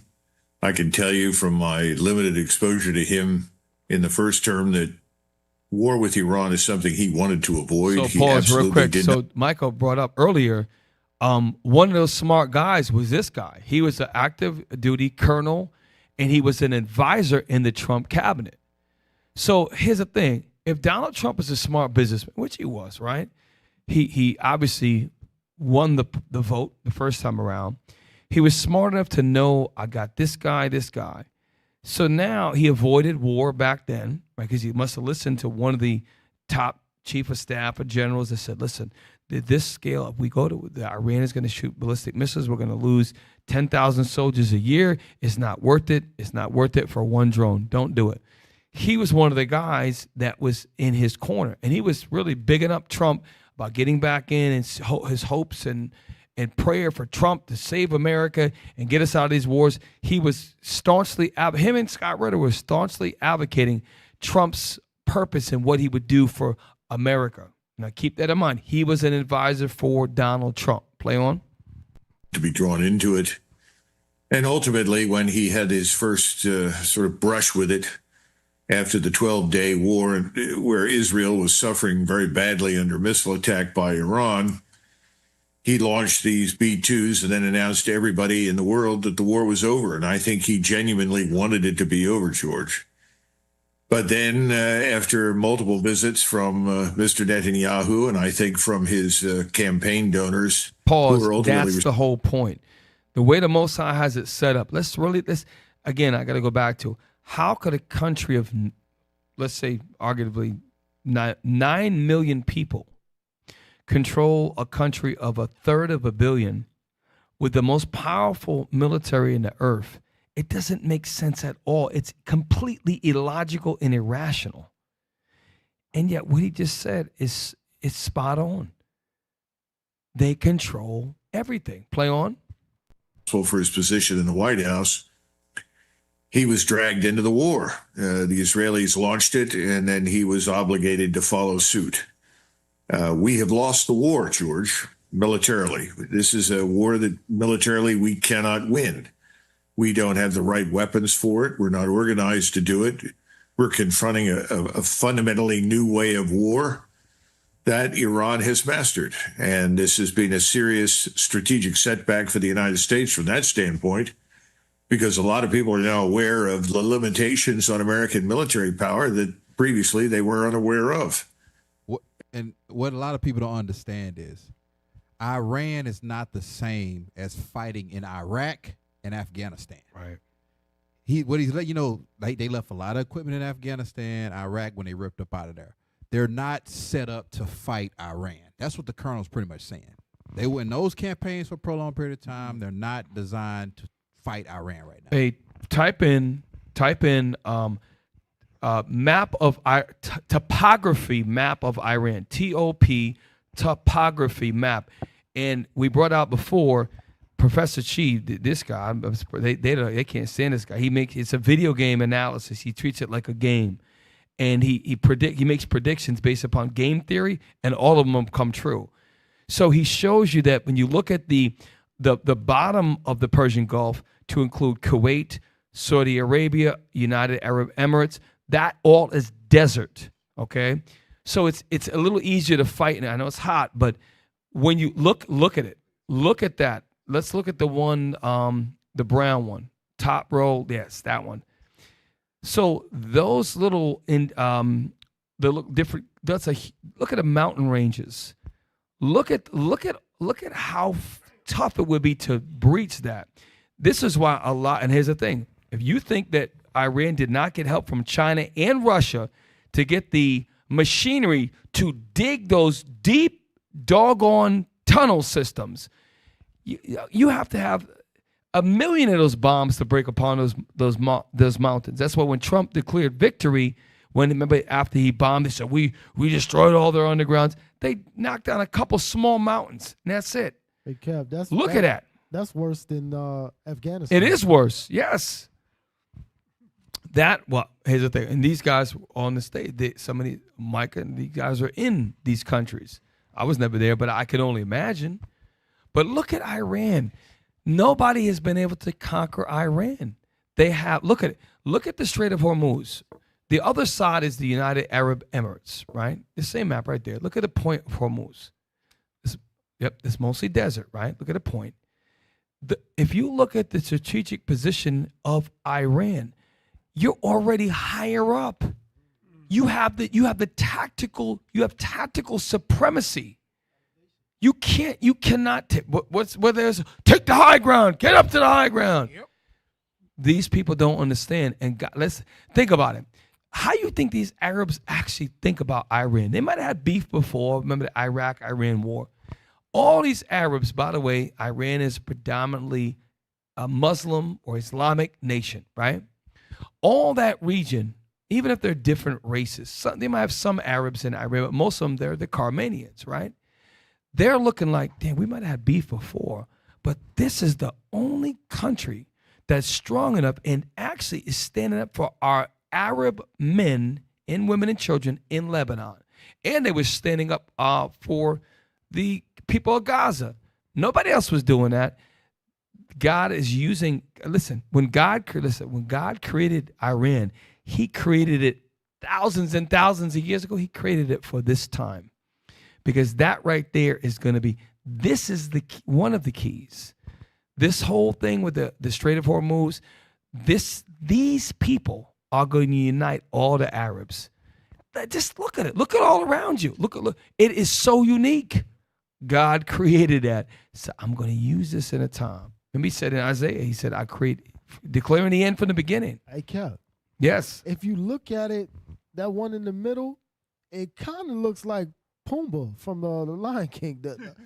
Shoot. Like a boar. Look at the Oh, I see it. Yeah. Oh, I see it. Give me that second Esdras 15. I see it. Now I can't unsee it. I see it. Get second Esdras 15. Yes, sir. That's heavy. That is heavy. Yes, or like one captain said at a blitz, that is Severus. The book of 2nd Esdras, chapter 15 and verse 28. I love you, Severus. Read. Behold, an horrible vision and the appearance thereof from the east. Put that map back up. Read on. Where the nations of the dragons of Arabia. Now, the dragons of Arabia are all around Iran, to include Iraq, Yemen, blah, blah, blah, Oman, all of them, Jordan, Syria, Lebanon, Saudi Arabia. They're Arabs. Read on. Shall come out with many chariots. Right? That's unity. Read on. And the multitude of them shall be carried as the wind upon earth. Meaning they're going in the same direction. Winds don't go in different. They're going in the same direction and they're coming out together. Meaning they have a common enemy. Watch this. That all they which hear them may fear and tremble. The Esau ain't scared of the Arabs at all right now. Matter of fact, Trump walk up to the prince. You can get me put to death. You touch him. He taps him on the shoulder. Like, what's up? They don't care about these Arabs. They see them as inferior. Watch what it's going to say. Also, the Carmanians. That's the Carmanians. Read on. Raging in wrath. Now, Solomon says something. If you look at it, the white part is the eye. The snout is the upper left, like the northwest. It does, now that I'm looking, not that green map, the one that, it really does kind of look like the head of a boar. Maybe that's coincidental, but I don't know. Read on. Also, the Carmanians, raging in wrath. That's them. Shall go forth as the wild bulls of the wood. The wild bulls. The wild what? The wild boars of the wood. Boars of the wood. Read on. And with great power shall they come and join battle with them, and shall waste a portion of the land of the Assyrians. That's talking about modern day Israel. So that's prophecy. This is how we know something is going to, we keep saying it, but it has to be said. This is how we know the Israelis are going to lead the U.S. to do so much more evil that it's going to cause all these Arabs. It ain't going to be the poor Arabs that's selling doggone stuff in the street. In order for the militaries have to rise up.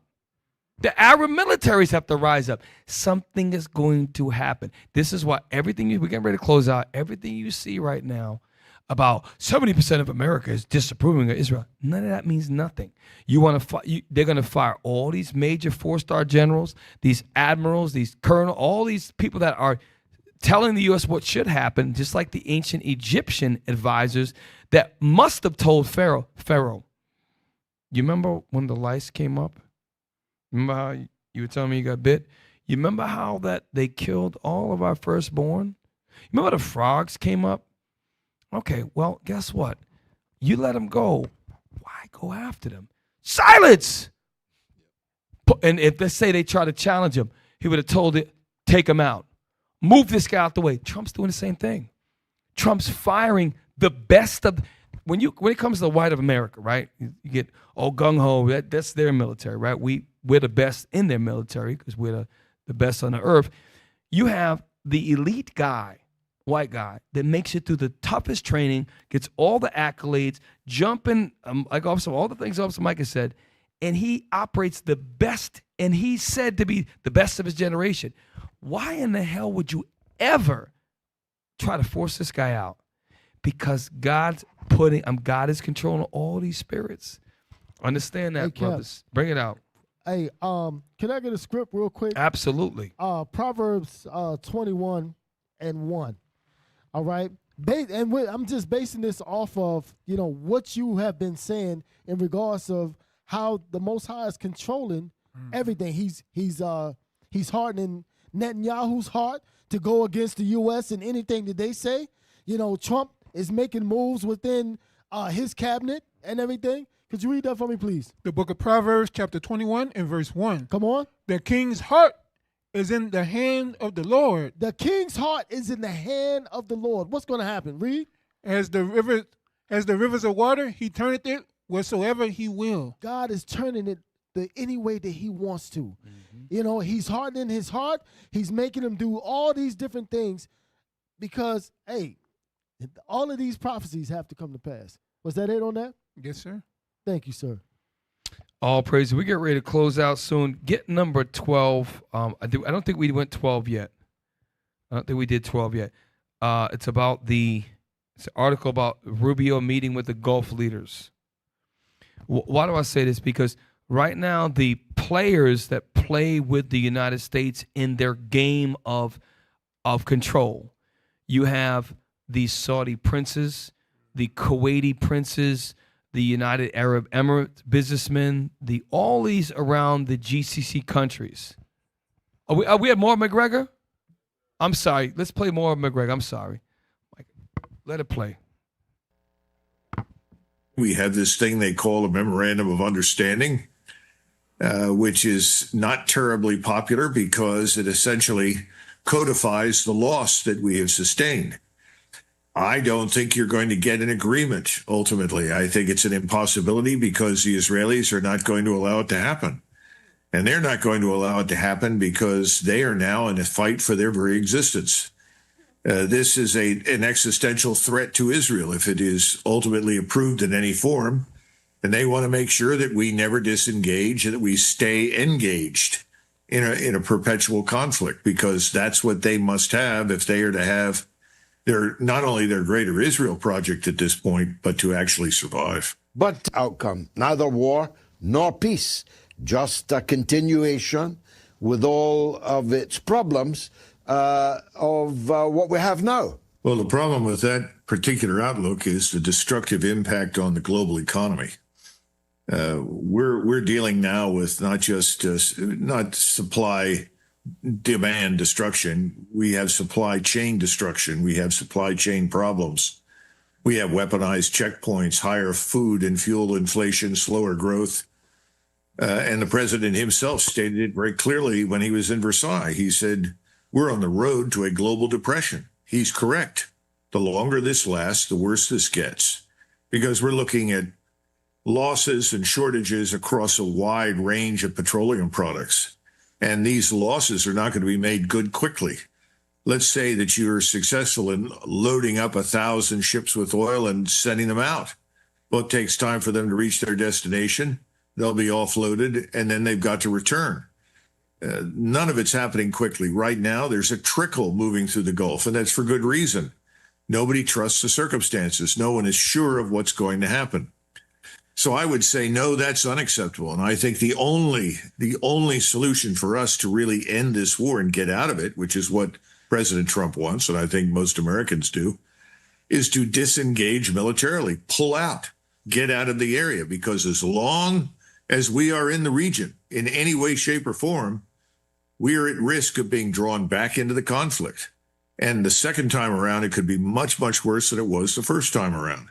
Iran is stronger now than it's ever been. It has more capability than it's ever had. On the other hand, our capabilities are largely unchanged, and we have ultimately sacrificed a lot of our arsenal in order to participate in this war on behalf of Israel. And that's tough, because that means that President Trump has to tell the Israelis effectively, we're out. If you want to continue this, you're on your own. He can't really do that with the Congress, since the Israeli... That's the point. And it just goes to show you, he said he can't really do that because the Israelis have the Congress. Last thing before we, was not 11:39. Type in what percentage of Congress is funded and supported by the AIPAC organization. So you keep hearing people talk about it. These are people that are former government officials, highly decorated military men and women. But you heard the counterintelligence officer talk about how that they know ahead of time through satellite imagery that what they're going to target. They're not having any rules of engagement with dropping major weaponry. No, I know that's not true. They changed that one. That's BS. 15%. Yeah, right. No, it's more than that. This is the devil. That's the devil.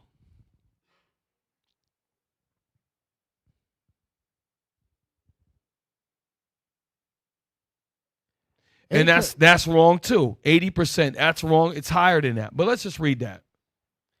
AIPAC currently endorses and actively funds over 80% of congressional candidates. So this is the power of God.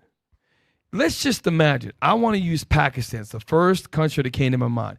Can you imagine if 80% of the United States congressional candidates were funded by a Pakistani organization? These white folks would jump up and down, and it would be immediately dealt with as but because it's the same race, it's the same flock. The Taliban was supposedly a Pakistani organization. So imagine if the Taliban controlled 80% or even 15% of Congress.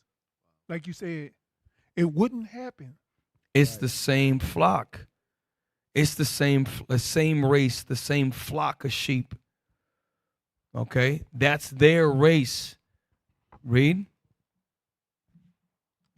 Okay, let's go back to McGregor. We're getting ready to close out. I think there's only one more timestamp, Nehemiah, I believe.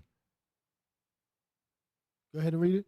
AIPAC and its affiliated PAC provide direct financial contributions to a vast majority of Congress. Let's stop right. The vast majority is not majority would be a majority would be over 50%. The vast majority. That makes no sense. And look at analysis track that nearly 98% of the sitting members of Congress have accepted campaign funding or endorsements from the pro-Israeli lobby. So we're anti-Semitic by reading AI. Let's think about that. Right. This is the power that God has that allowed these folks to have. Wouldn't that make AI anti-Semitic? Right. AI is Yo, you funny. AI is anti-Semitic.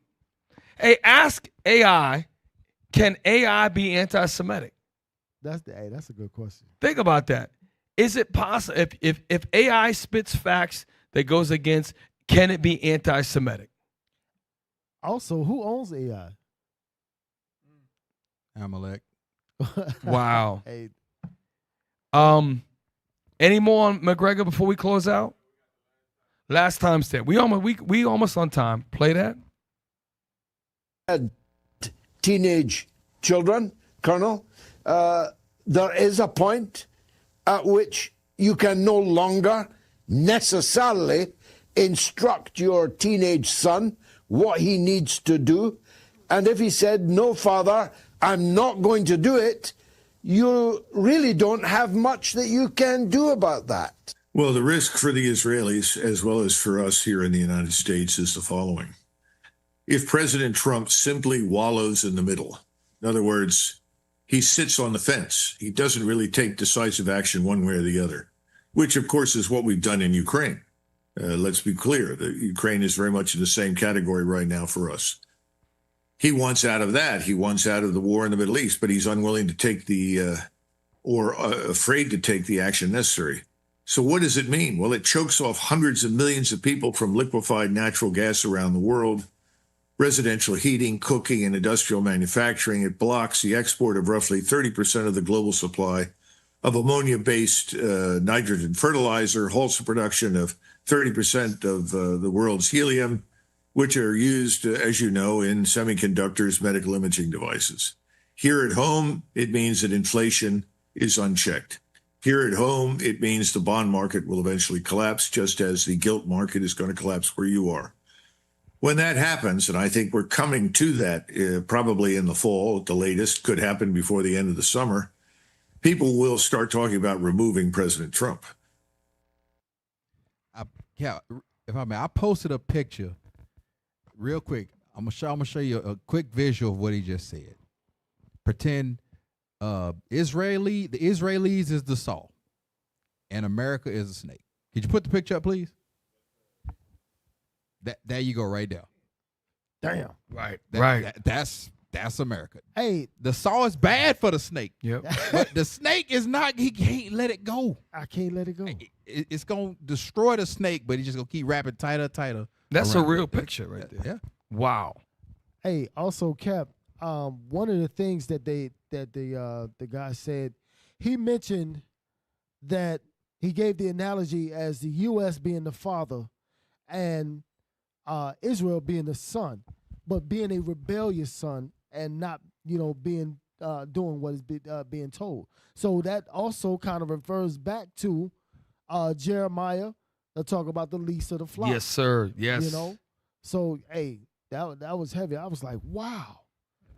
You got to see. And here's the thing. In the spirit, we understand these things. It goes back to the prophecies that we keep bringing up. But as long as this goes on, it's going to continue to come up. So, y'all, we got to watch. We got to pray. And here's the thing. Everybody got things that we need to work on.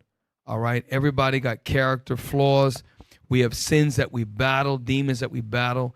We got to hold the line, because at the end of the day, all this is not for us. We want the kingdom to come. We want the world to come. We want to be on top of society. Shout out to the captains that did that interview with Fred Price Jr. I thought the captains handled themselves incredibly well. I was so proud of them, men. And that just goes to show you that we're learning the truth from the best teachers on the planet Earth. So you brothers and sisters should be happy you're part of IUIC, that we have leadership that is honorable, that has a vision, that teaches that their sons, we're their sons, that we're not going to be a bunch of damn dummies, and we're going to stand up and be leaders, and we're going to put this earth back in order. That's what we're here to do. So all praise the Lord. And in order for us to, shout out to Deacon Malachi, to put the earth back in order, we got to get all around the earth. We need to get to these countries, where the Strait of Malacca is. We need to get all the way over there. We need to get to China, parts of Far East Asia. We need to get back to all the islands of the sea, back to Africa, huge continent. We need to get all these places. We haven't even touched South America yet, but a small little chunk of it. We have a lot of work to do. Booster Club, text GIVE to 646-982-3858. Hit the PayPal icon if you need to. Make a donation as the Most High moves your spirit. Thank you all for staying with us. It's a late show. It's 12:45 in New York. We thank you. Share this link. Hey, we're trying to get to 35,000 subscribers. It's been slow go. Help us, help us, help us. With that, we done. We're your hosts. I'm Captain Shem. Officer Michael. Officer Mikael. Officer Solomon. Hey, and with a long-winded shalom, we say to you, Shalom. Shalom. You're never going to see this on any mainstream news. This ain't what you want, this is what you need. Yeah, they made us slaves, hung our kids from trees. I never forget. Nooses on our neck, whipped us till we bleed. And they gotta get it. Hey man, call it Galatians 3:13. You're now tuned in to Precept upon Precept. Crew so strange. Look at how low they hang. Oh man, took out the chains. So when the wind blow, we just swing. Much oppression, never kill 'em. Drinking drinks and it's bitter. Ready, set, pull a trigger. Send a postcard, pick a nigga.